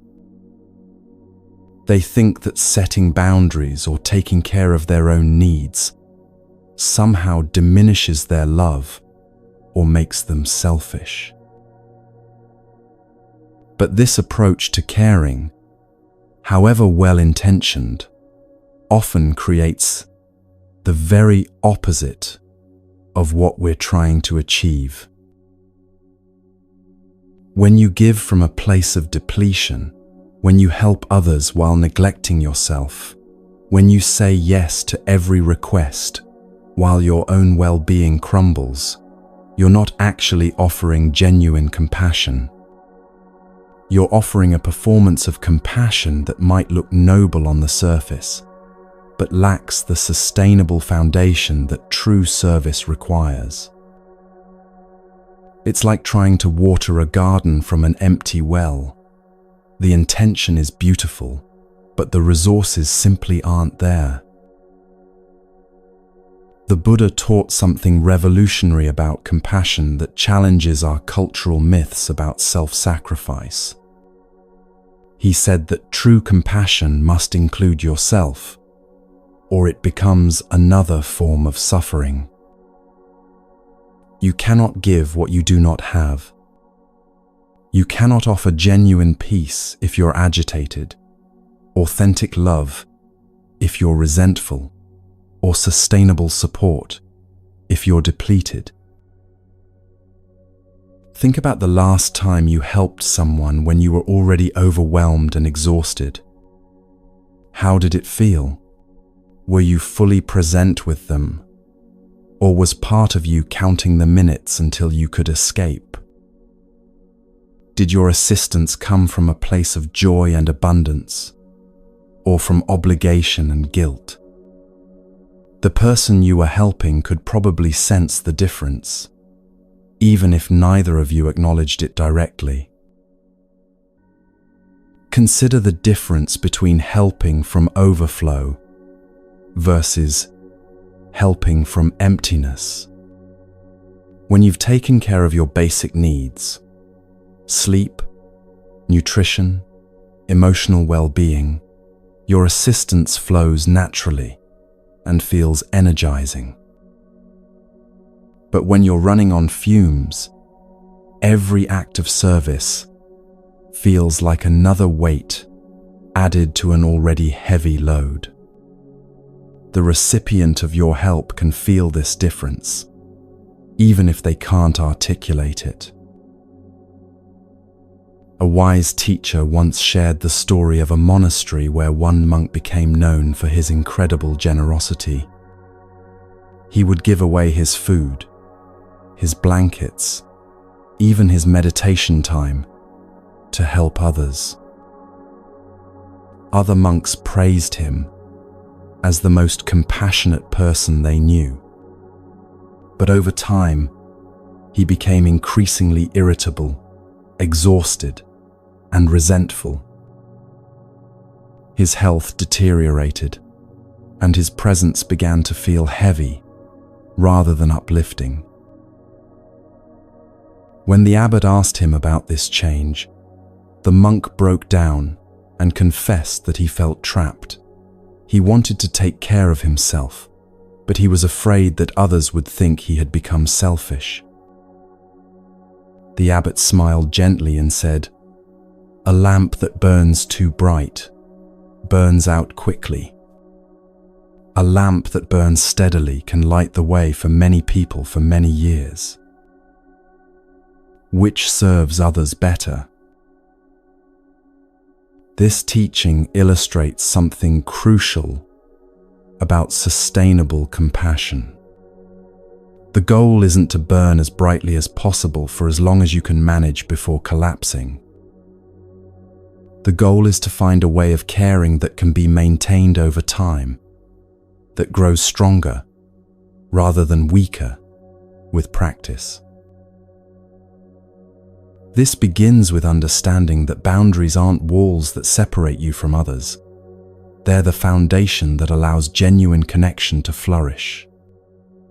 When you know your limits and honor them, when you take care of your own basic needs first, you create the conditions where authentic generosity becomes possible.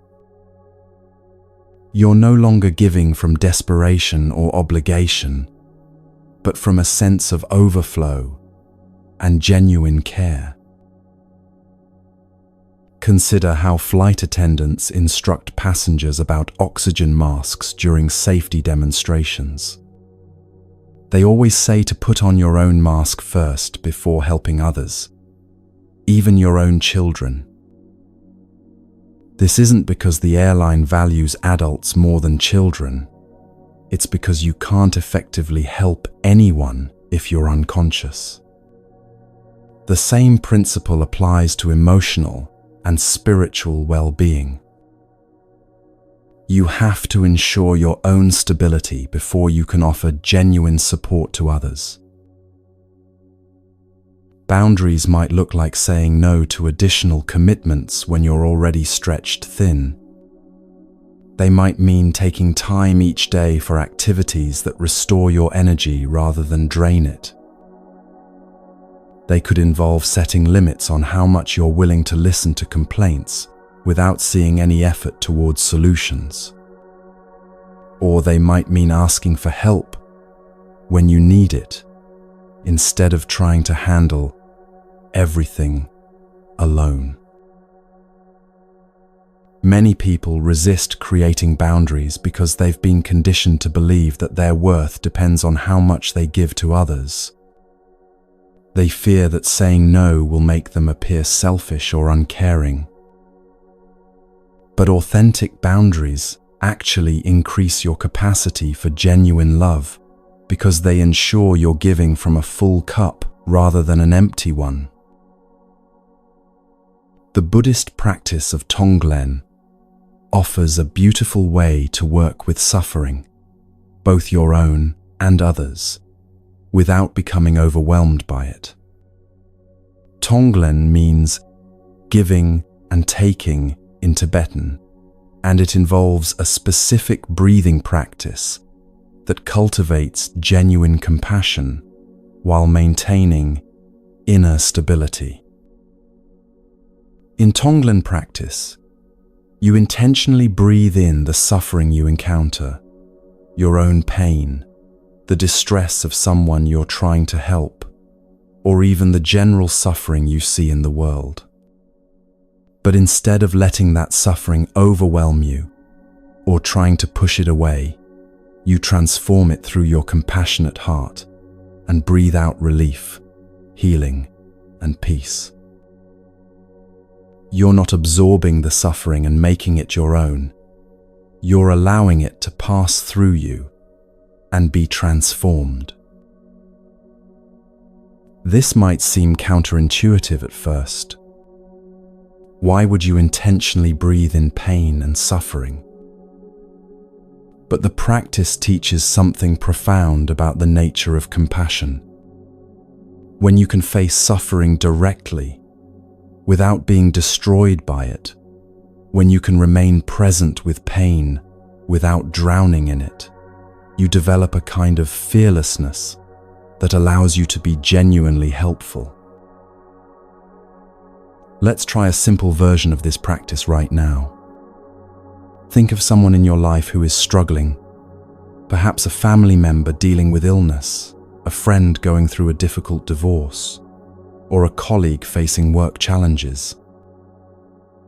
Take a slow, deep breath in, and as you inhale, imagine breathing in their pain, their fear, their confusion.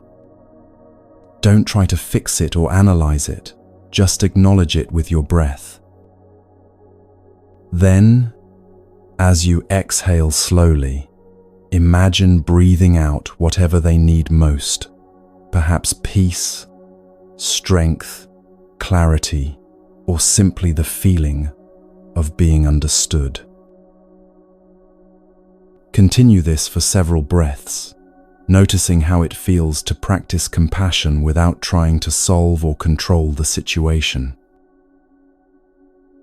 What many people discover through Tonglen practice is that they can be present with suffering without being consumed by it. They can offer genuine care without taking on the emotional burden of fixing everything. This creates space for authentic compassion to emerge, the kind that supports others without depleting yourself. But even with practices like Tonglen, you'll still encounter situations where you need to say no to requests for help. Learning to decline gracefully is one of the most important skills for maintaining sustainable compassion. The key is saying no to the request while saying yes to the person, acknowledging their need while honoring your own limitations. Here are some gentle ways to set limits that preserve relationships while protecting your energy. Instead of saying, "I can't help you," try, "I care about what you're going through, and I'm not able to take this on right now." Instead of making excuses or lengthy explanations, you might say, "That doesn't work for me, but I hope you find the support you need." Or, you could offer an alternative. "I can't commit to that project, but I could spend an hour helping you brainstorm other options." The tone you use matters as much as the words. When you speak from a place of genuine care rather than defensiveness or guilt, people can usually hear the love in your boundary. You're not rejecting them as a person. You're simply being honest about your current capacity. Sometimes the most compassionate thing you can do is refuse to enable someone's patterns of dependency or avoidance. If a friend constantly calls you to complain about their relationship, but never takes any steps to address the underlying issues, continuing to provide unlimited listening time might actually be preventing their growth. Setting a gentle boundary, perhaps saying, "I've noticed we talk about this situation often, and I wonder if it might be helpful for you to speak with a counselor who has more tools to support you," can be an act of genuine caring. This brings us to one of the most challenging aspects of sustainable compassion: learning to be your own best friend. Most people find it much easier to be kind and understanding toward others than toward themselves. You might comfort a friend who made a mistake by saying, "Everyone makes errors. You're only human," while speaking to yourself with harsh criticism for the same type of mistake. Self-compassion isn't self-indulgence or making excuses for your behavior. It's treating yourself with the same kindness you would offer a good friend who was struggling. It's recognizing that your imperfections don't make you unworthy of care and understanding. It's acknowledging your mistakes without defining yourself by them. The Buddha taught that hatred never ceases through hatred, but only through love. This applies especially to the relationship you have with yourself. When you're constantly criticizing and pushing yourself, you create internal conflict that depletes the very energy you need for genuine service to others. But when you learn to speak to yourself with kindness, to acknowledge your efforts even when they fall short of perfection, you create an internal environment that naturally generates compassion for others. Try this simple practice for developing self-compassion. The next time you notice harsh self-talk arising, pause and ask yourself, what would I say to a dear friend who was experiencing this same situation? Then offer yourself those same words of understanding and encouragement. It might feel awkward at first, but like any skill, self-compassion improves with practice. Self-compassion also means honoring your own needs without guilt. This might involve taking time for activities that restore your energy, reading, walking in nature, creating art, or simply sitting quietly with a cup of tea. It could mean asking for help when you need it, instead of trying to handle everything independently. Or it might involve setting boundaries around your time and energy so you don't constantly operate from a place of overwhelm. Notice how different it feels to take a break because you deserve rest versus taking a break because you're about to collapse. The first approach feels nurturing and sustainable. The second feels like damage control. Learning to care for yourself proactively rather than reactively changes the entire quality of your self-relationship. When you take care of yourself consistently and without guilt, something beautiful happens. Your compassion for others becomes more genuine because it's not tainted with resentment or exhaustion. Your presence becomes more peaceful because you're not constantly fighting an internal battle between your own needs and others' demands. Your service becomes more sustainable because it's rooted in abundance rather than scarcity. An ancient teaching tells of a young monk who complained to his teacher that serving others was exhausting him. "Every day I help carry water, cook meals, and tend to sick visitors," he said. "But I feel depleted rather than fulfilled." The teacher handed him 2 buckets, one with a small hole in the bottom, one that was intact. "Fill both buckets with water and tell me what happens," the teacher said. After a few minutes, the monk reported that the bucket with the hole was empty, while the intact bucket remained full. "Your compassion is like the leaky bucket," the teacher explained. "Until you repair the hole by caring for yourself with the same attention you give to others, you'll never have enough water to share." This teaching points to something crucial about sustainable service. The goal isn't to become a bottomless well of giving, always depleting yourself for others.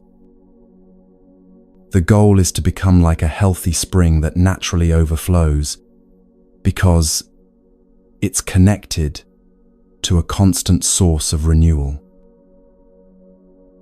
Creating sustainable compassion also means choosing your service consciously rather than saying yes to everything out of guilt or habit.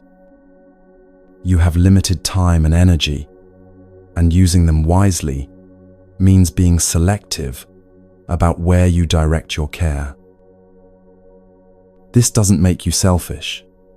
It makes you strategic about how to have the greatest positive impact.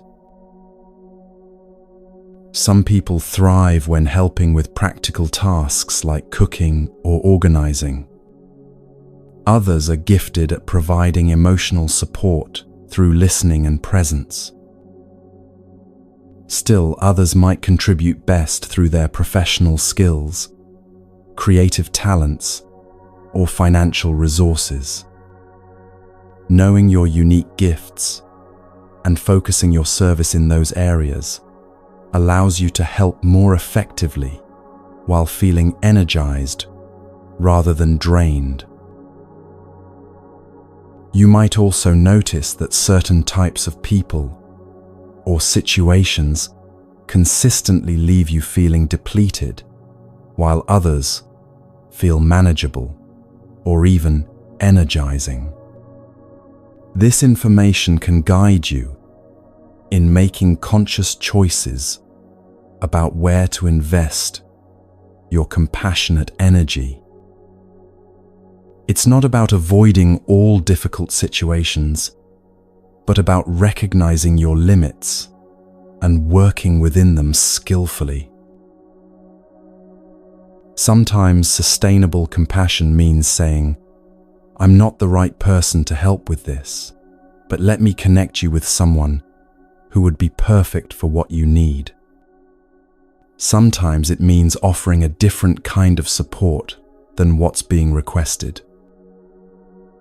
And sometimes it means being honest that you're not available to help right now, while leaving the door open for future support when your circumstances change.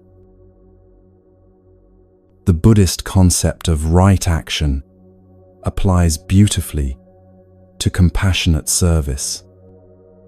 Right action isn't about following rigid rules. It's about responding to each situation with wisdom and awareness. Sometimes the most loving response is to jump in and help immediately. Sometimes it's to step back and allow someone to develop their own strength. Sometimes it's to refer them to more appropriate resources. The key is acting from clarity rather than from guilt, fear, or automatic patterns. As you develop this more balanced approach to caring, you might discover something unexpected. When you're not constantly depleted from overgiving, when you're not resentful from neglecting your own needs, when you're not overwhelmed from taking on more than you can handle, you actually become more generous, not less. Your compassion becomes more genuine, your presence more peaceful, your service more effective. People begin to seek you out not because you'll solve all their problems, but because you offer something increasingly rare in our world, the gift of calm, grounded presence. You become someone who can be with others in their pain without adding your own anxiety to the situation. You offer support that empowers rather than enables, care that strengthens rather than weakens. This balanced way of being leads us to discover something revolutionary about having less, needing less, and finding freedom in the beautiful simplicity of a life well lived.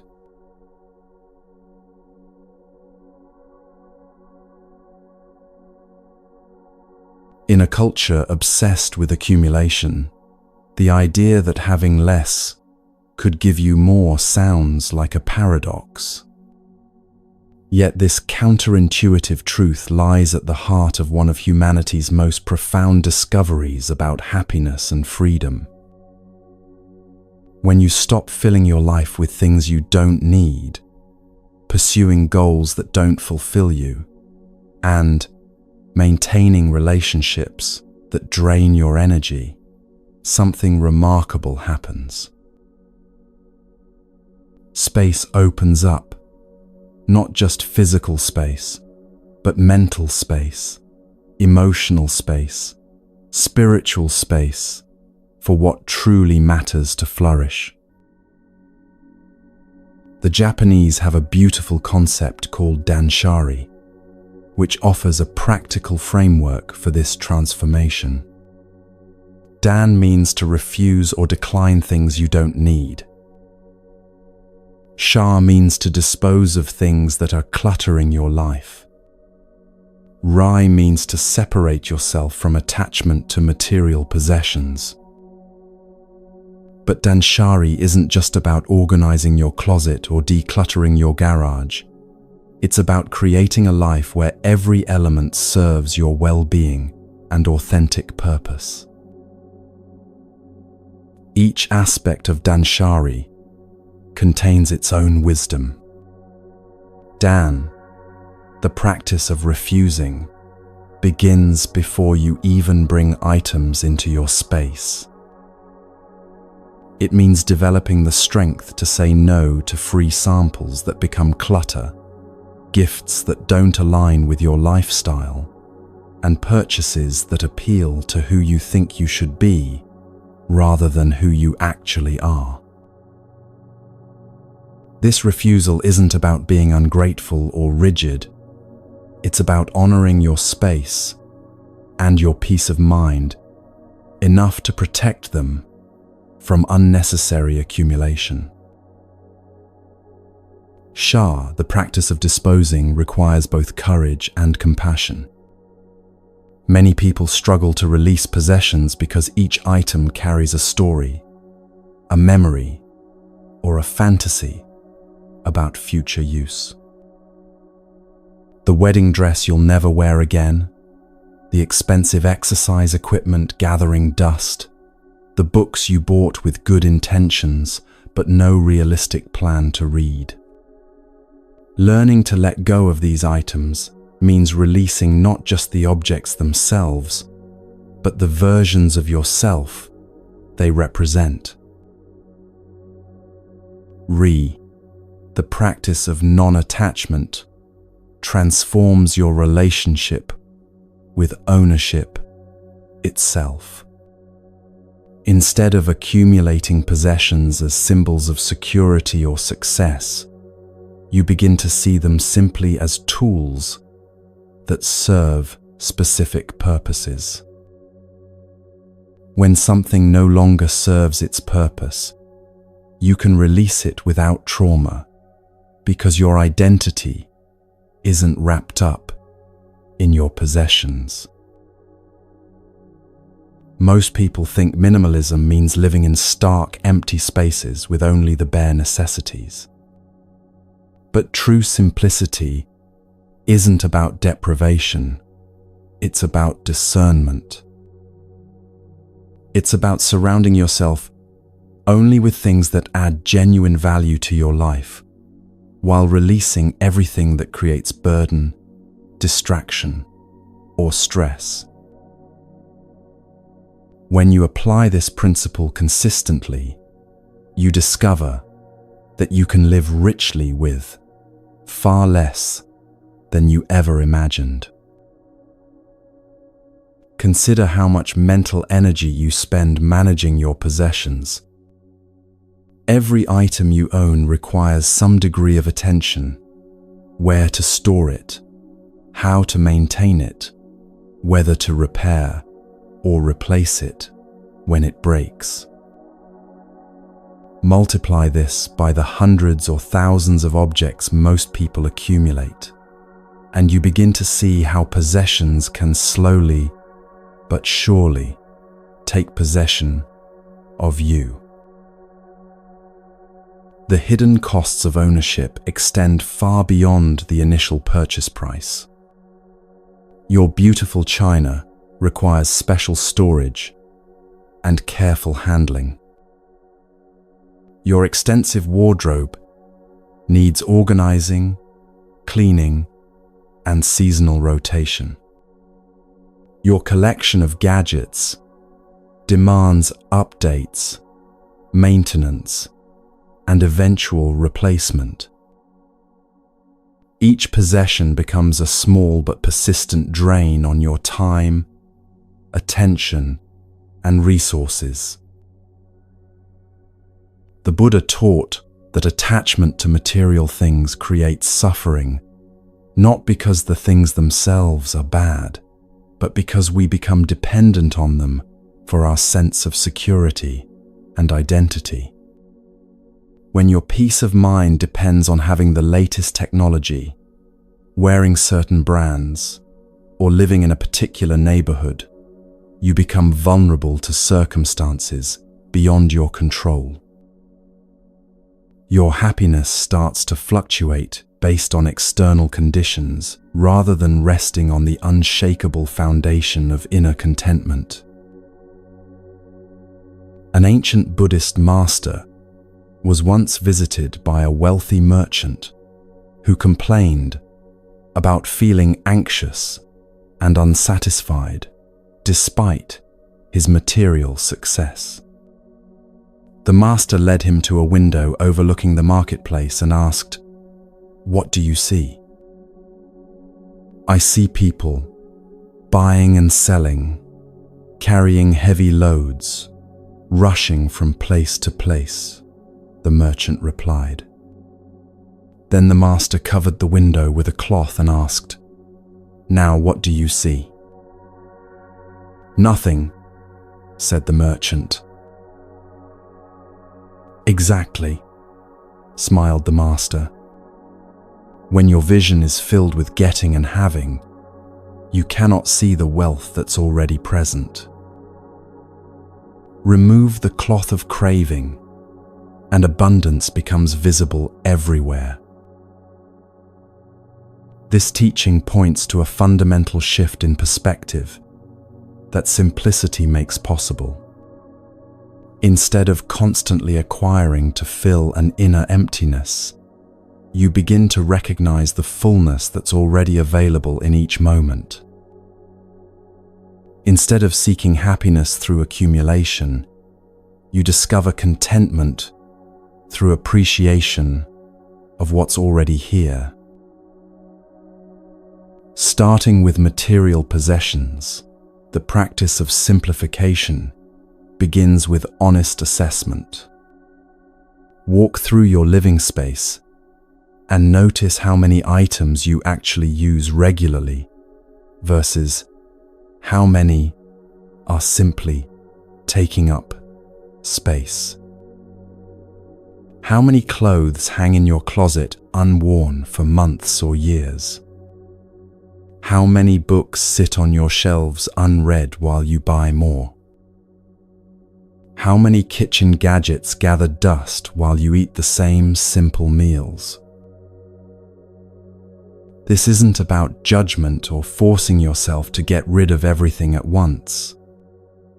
It's about developing awareness of the difference between what you actually need and what you think you might need someday.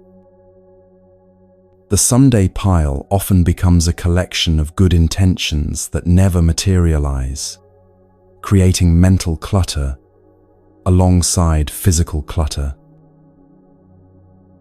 When you begin releasing items that no longer serve you, something unexpected often happens. Instead of feeling deprived, you feel lighter.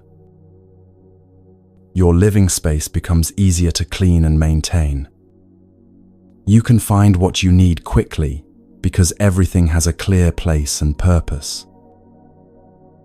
Decision-making becomes simpler because you have fewer options to consider. But the real transformation goes deeper than having a tidy home. As you practice choosing quality over quantity, intention over impulse, you develop a different relationship with consumption itself. You start asking different questions before making purchases.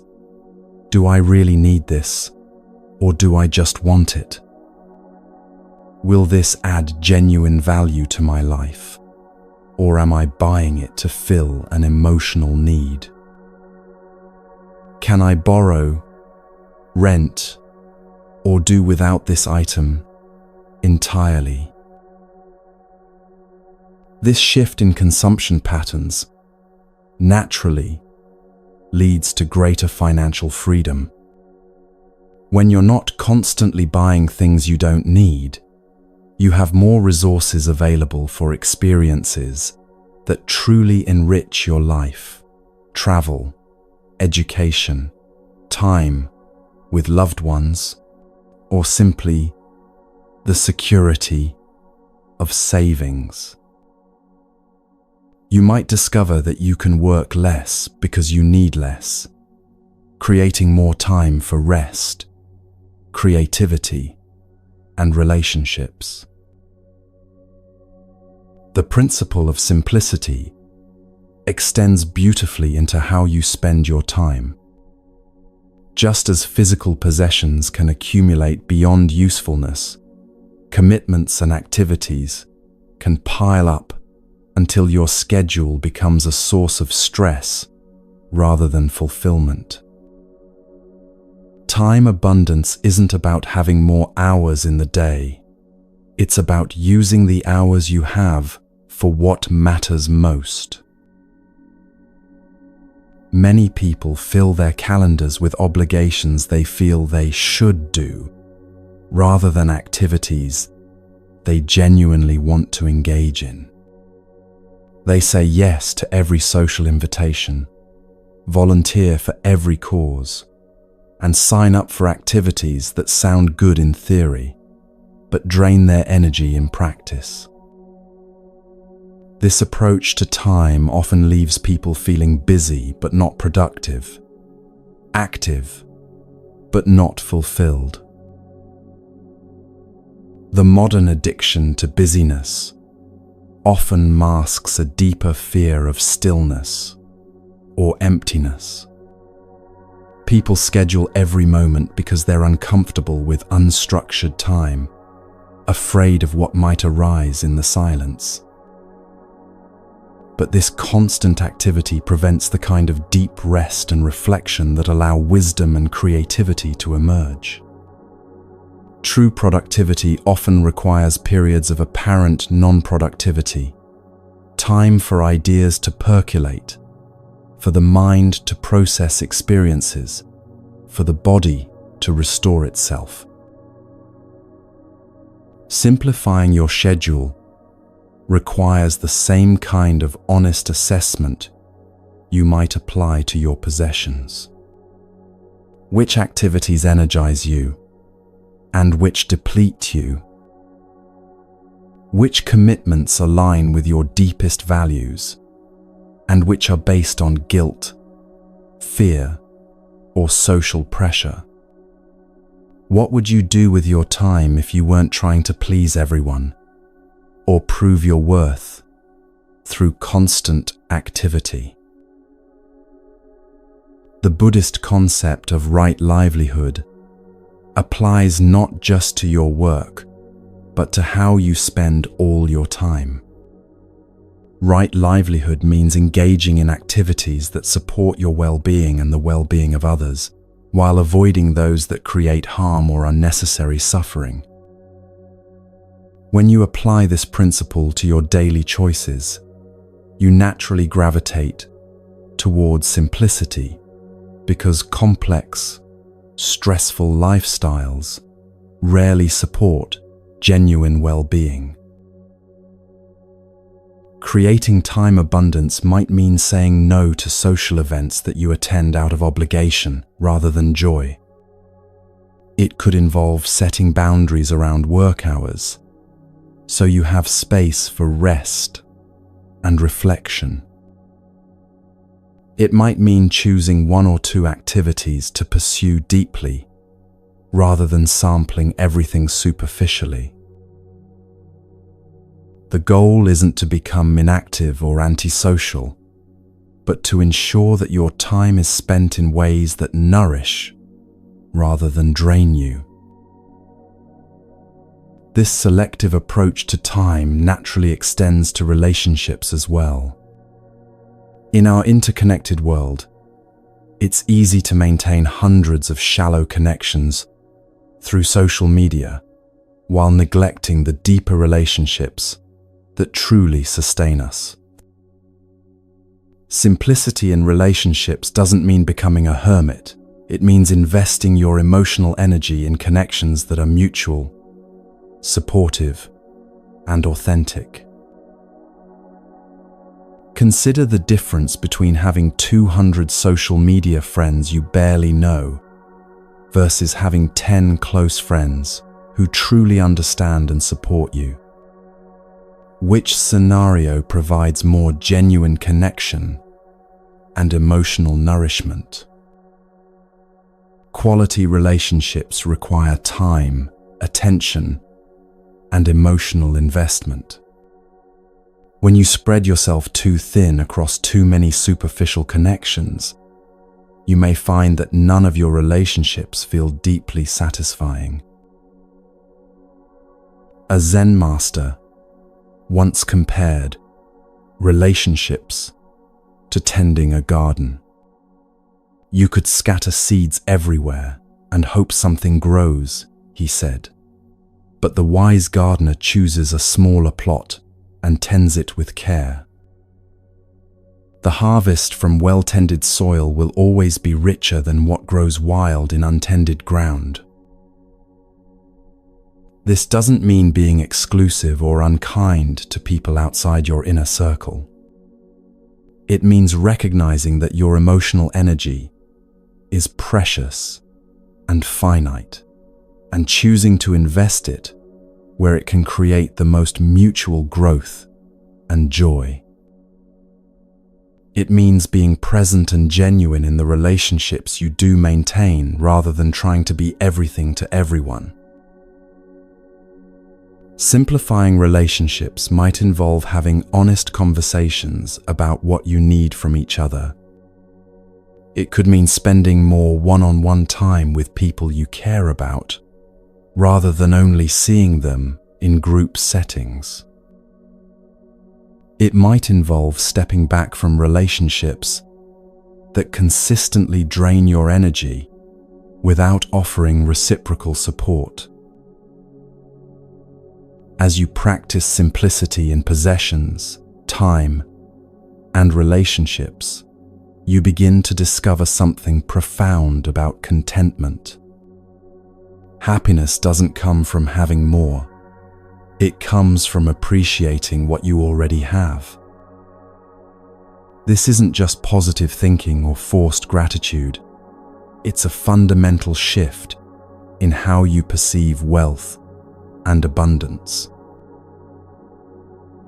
When your life isn't cluttered with excess possessions, overwhelming schedules, and draining relationships, you have the mental space to notice the richness that was always present.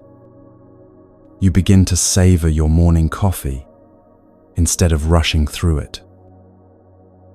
You appreciate the comfort of your home rather than constantly thinking about how to improve it.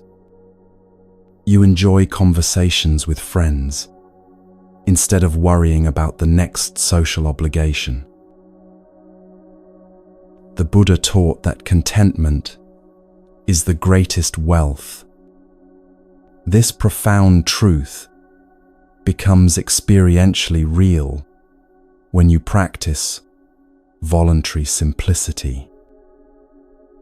You discover that you can be happy with far less than you thought necessary, which creates an unshakable sense of security that no external circumstances can threaten. This contentment isn't complacency or lack of ambition. You can still have goals and work toward positive changes in your life. But your peace of mind no longer depends on achieving those goals. Your sense of worth isn't tied to your accomplishments or possessions. You can engage fully with life while holding your attachments lightly.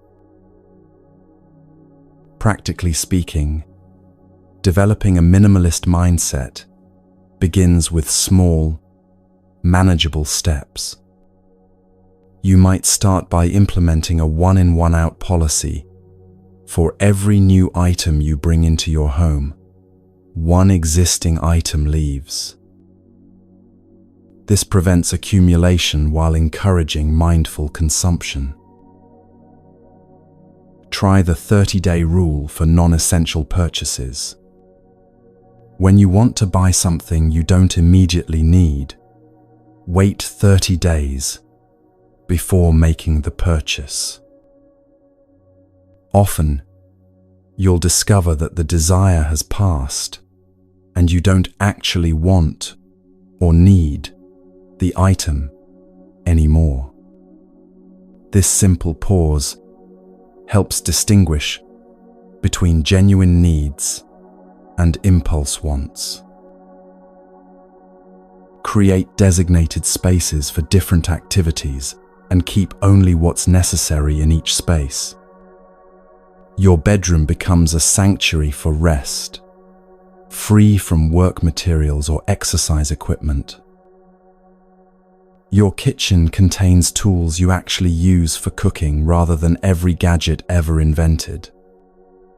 Your workspace holds only what supports your productivity and creativity. Practice gratitude for what you already own before considering new purchases. Spend time appreciating the clothes in your closet, the books on your shelves, the tools in your kitchen. When you truly value what you have, the urge to constantly acquire more naturally diminishes. Apply the same principles to your digital life.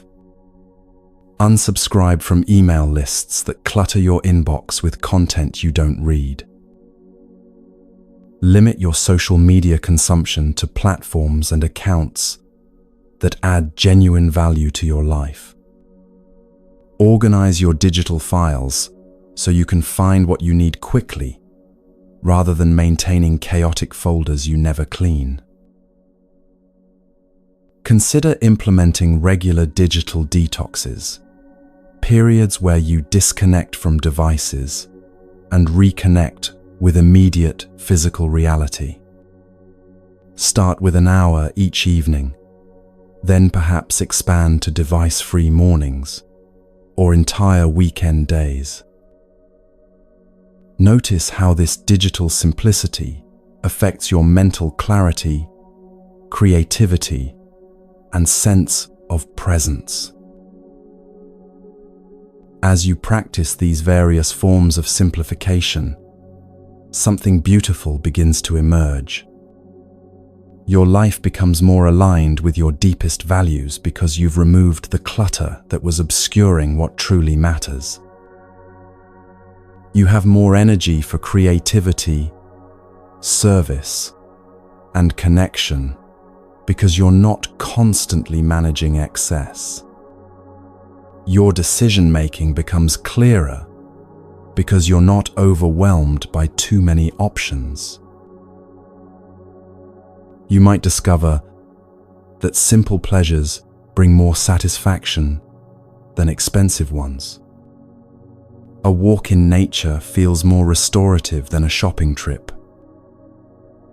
A home-cooked meal shared with loved ones creates more joy than dining at trendy restaurants. Reading a book you've been meaning to enjoy brings more fulfillment than buying 3 new books you may never read. This isn't about depriving yourself of life's pleasures, but about recognizing which pleasures actually please you versus which ones you pursue out of habit or social conditioning. Simplicity helps you distinguish between authentic desires and manufactured wants. It creates space for your true preferences to emerge from beneath layers of cultural messaging about what should make you happy. These practices naturally weave together into a new way of living, one where your outer life reflects your inner values, where your daily choices support your deepest aspirations, and where you have the freedom to focus on what truly brings meaning and joy to your existence.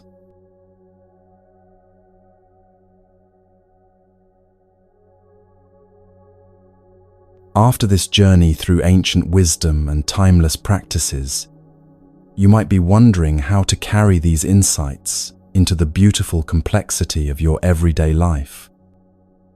The truth is, transformation doesn't happen through grand gestures or perfect execution of elaborate spiritual routines. It happens through small, consistent choices that gradually reshape how you move through each ordinary day. Every morning offers a fresh opportunity to practice what you've learned. Every interaction becomes a chance to apply compassion. Every challenge transforms into a teacher in disguise.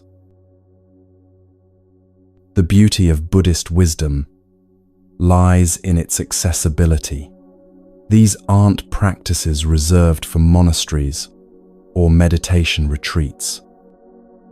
They're designed to flourish in the midst of busy schedules, difficult relationships, and the countless small decisions that make up a human life. When you wake up tomorrow morning, you already have everything you need to begin living differently. Let's start with how you greet each new day. Before your feet hit the floor, before you reach for your phone, before your mind starts racing through the day's agenda, you have a precious window of possibility. This moment between sleep and activity is like soft clay. It can be shaped intentionally or left to harden into familiar patterns. Try beginning each day with what we might call a gratitude breath. Simply notice that you've been given another day of life, another opportunity to experience this mysterious gift of consciousness. You don't need to feel grateful for everything in your life, just for the fact that you're here, awake, capable of choice. This small recognition plants a seed of appreciation that can influence how you perceive everything that follows. Before getting out of bed, you might also set a gentle intention for the day. Not a rigid plan or impossible goal, but a simple quality you'd like to cultivate. Perhaps today, you'll practice patience with delays and interruptions. Maybe you'll focus on truly listening when people speak to you. Or you might commit to noticing beauty in ordinary moments throughout your day.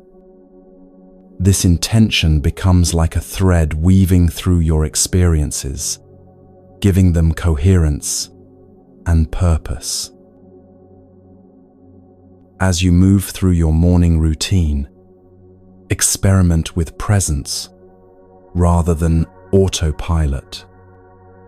Feel the water as you brush your teeth. Taste your breakfast instead of scrolling through news. Notice your body as you get dressed. These aren't additional tasks to add to your routine. They're ways of inhabiting the tasks you're already doing with greater awareness. Consider turning your shower into a brief meditation. Feel the temperature of the water. Notice how it sounds as it hits your skin. Appreciate the simple luxury of being clean and comfortable. Let the water wash away not just physical dirt, but also the mental residue from yesterday, old worries, lingering resentments, anxiety about what's ahead. Step out feeling refreshed, not just physically, but emotionally and spiritually as well. Your morning beverage becomes another opportunity for mindful practice. Whether you drink coffee, tea, or something else entirely, let this be a moment of pure appreciation. Notice the aroma. Feel the warmth of the cup in your hands. Taste the first sip, slowly and deliberately.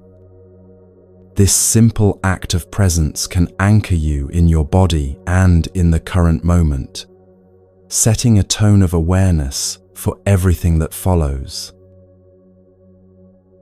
When you step into your workday, you enter a perfect laboratory for practicing Buddhist principles. Your workplace likely contains every variety of human behavior: impatience, kindness, frustration, cooperation, competition, generosity. Each interaction offers an opportunity to practice what you've learned about letting go, staying present, and responding rather than reacting. Consider how you might apply conscious karma in your professional life. Every email you send plants seeds in someone's day. Will they be seeds of clarity or confusion, helpfulness or irritation? Every conversation you have influences the atmosphere around you. Are you contributing to stress and negativity, or are you offering calm presence and genuine attention? These choices matter not because you're trying to be perfect, but because they create the very environment you'll be working in. When you receive a challenging email or message, try pausing before responding. Take 3 conscious breaths and ask yourself, what response would be most skillful? Often, the first reaction that arises is defensive or reactive, while a slightly delayed response tends to be more thoughtful and constructive. This small practice of pausing can prevent countless conflicts and misunderstandings while building your reputation as someone who communicates with wisdom and care. During meetings and conferences, practice the art of listening without immediately formulating your response. Can you hear not just the words being spoken, but the emotions and needs underneath them? Can you ask questions that help clarify, rather than questions that prove your intelligence? Can you support good ideas regardless of who suggests them, letting go of the need to be right or to get credit? When conflicts arise at work, and they will, you can practice the art of responding from centeredness rather than reactivity. This doesn't mean becoming passive or allowing others to take advantage of you. It means taking a breath before speaking, asking yourself what response would be most skillful rather than most immediately satisfying. Sometimes skillful means setting a firm boundary. Sometimes it means asking questions to understand better. Sometimes it means simply listening without trying to solve everything.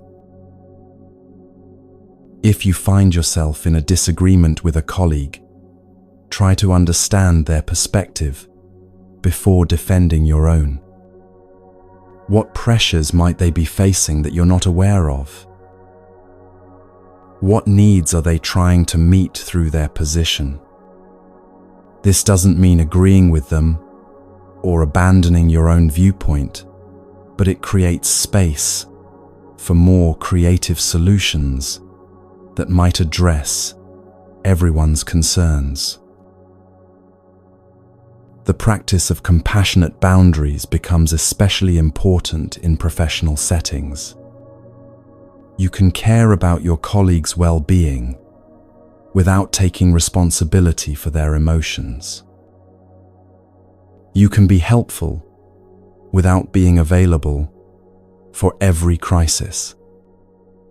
You can be kind without saying yes to every request that depletes your energy. Learning to navigate these nuances with wisdom rather than guilt is one of the most practical applications of Buddhist teachings. When someone asks you to take on additional work or responsibility, practice the pause before automatically saying yes. Ask yourself honestly whether you have the capacity to do this well, without sacrificing your other commitments or your well-being.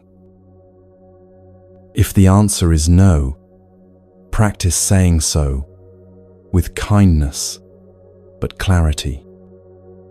You might say something like, "I appreciate you thinking of me for this project, and I don't have the bandwidth to give it the attention it deserves right now." Your commute to and from work offers another opportunity for practice. Instead of viewing travel time as lost time, you can use it for informal meditation.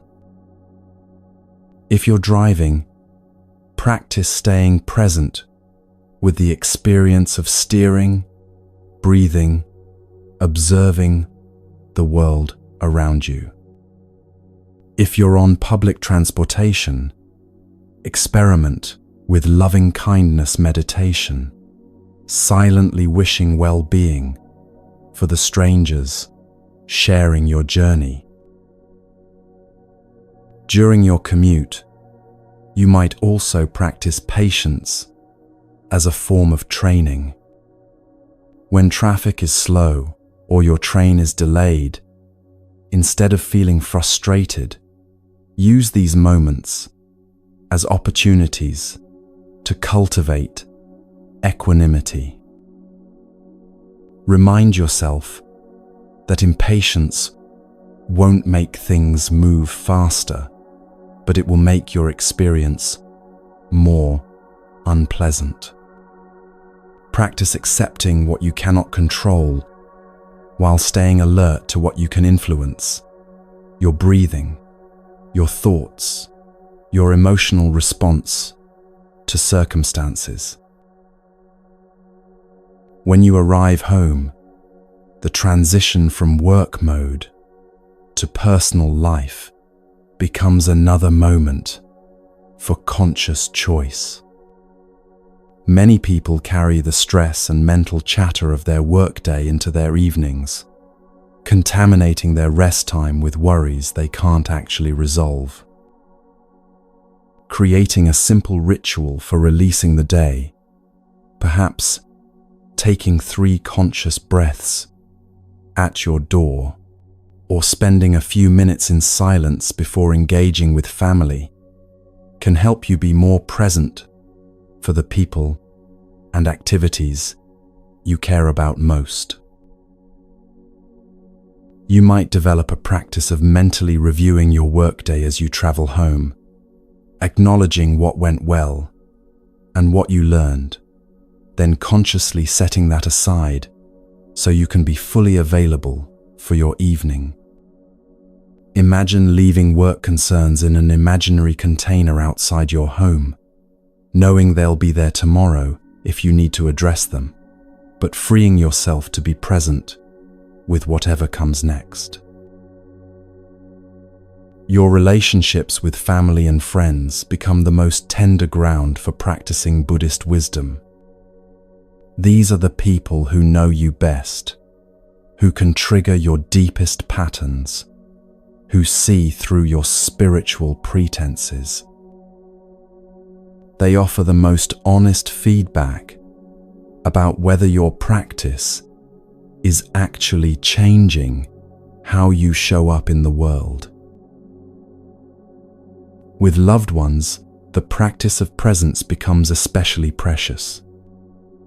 When your partner is sharing their day, are you truly listening or planning your response? When your children need attention, can you offer it wholeheartedly, or are you multitasking?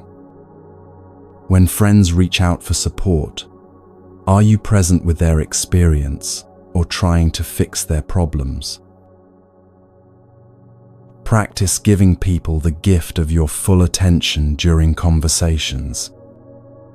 Put away devices, make eye contact, listen not just to their words, but to the feelings underneath. Often, People don't need advice as much as they need to feel heard and understood. Your presence becomes a form of love that costs nothing but means everything. Difficult conversations with people you care about provide perfect opportunities to practice the middle way between suppressing your needs and attacking theirs. You can be honest about your feelings without making others responsible for them. You can ask for what you need without demanding that others provide it. You can set boundaries without building walls. These skills develop gradually through patient practice, not through trying to get them right the first time. When tensions arise in your household, try speaking from your own experience rather than making judgments about others' behavior. Instead of saying, "You never listen to me," try, "I feel unheard when I'm interrupted." Instead of, "You're being unreasonable," try, "I'm having trouble understanding your perspective." This subtle shift in language often diffuses defensiveness and opens space for actual communication. As evening approaches, consider developing practices that help you wind down and reflect on the day. This might involve journaling about moments of gratitude, challenges that taught you something, or intentions for tomorrow.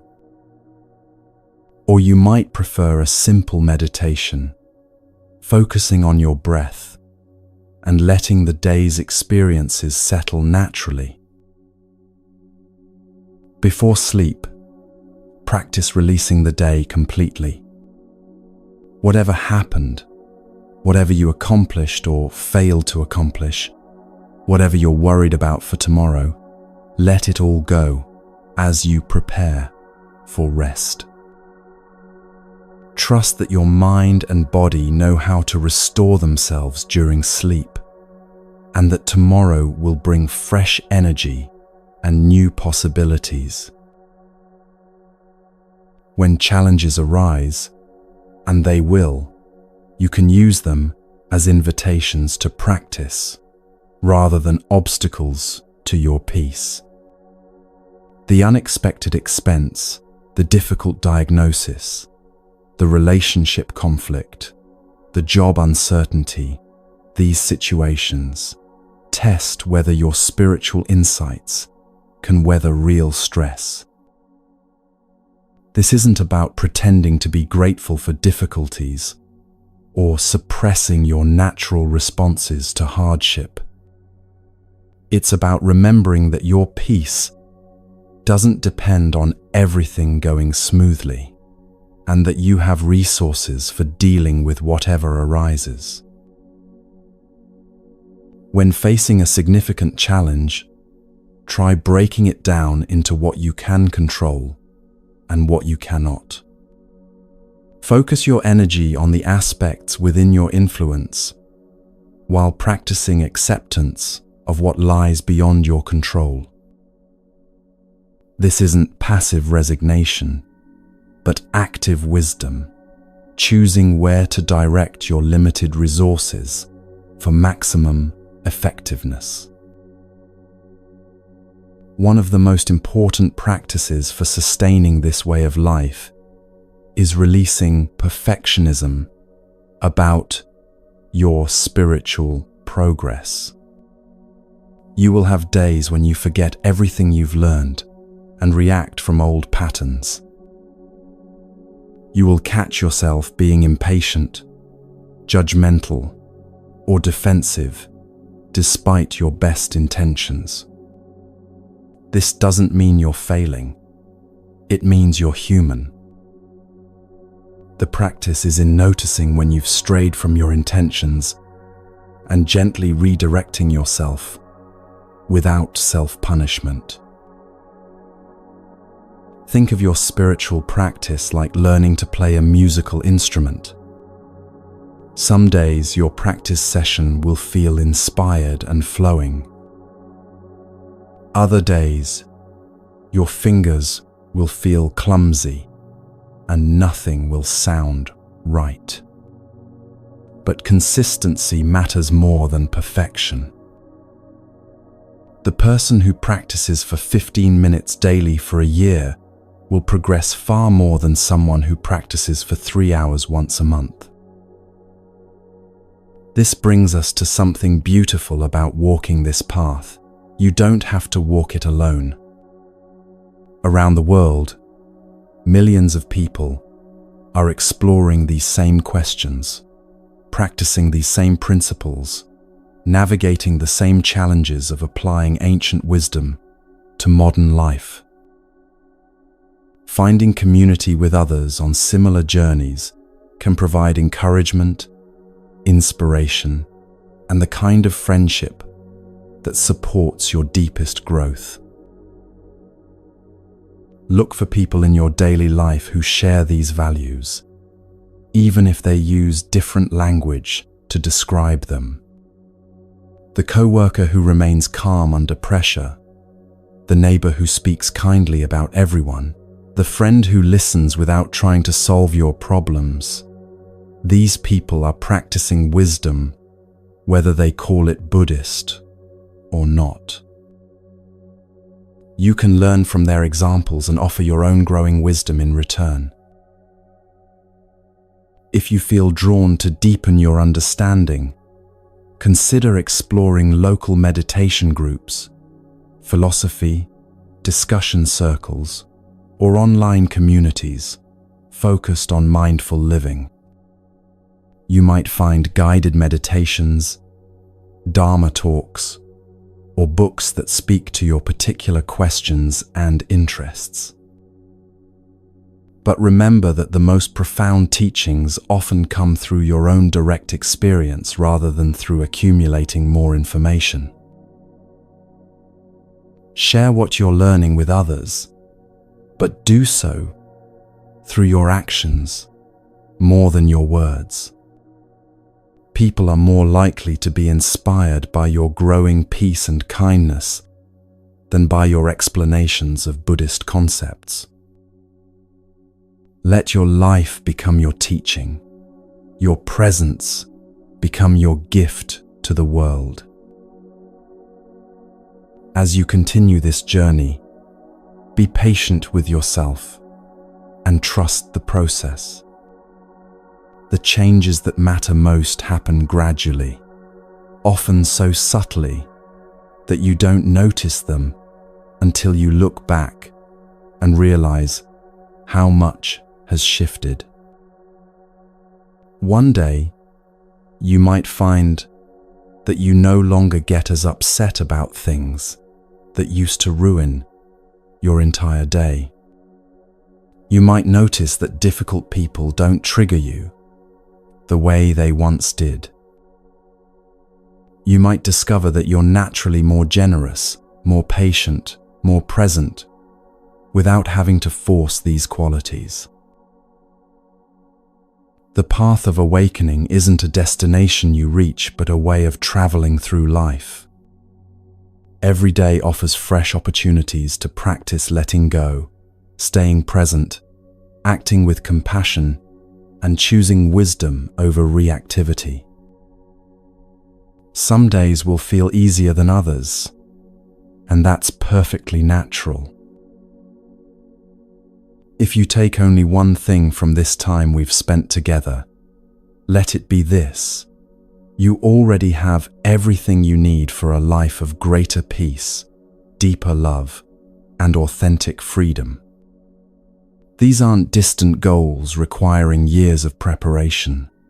They're possibilities available in this very moment, through the choices you make right now.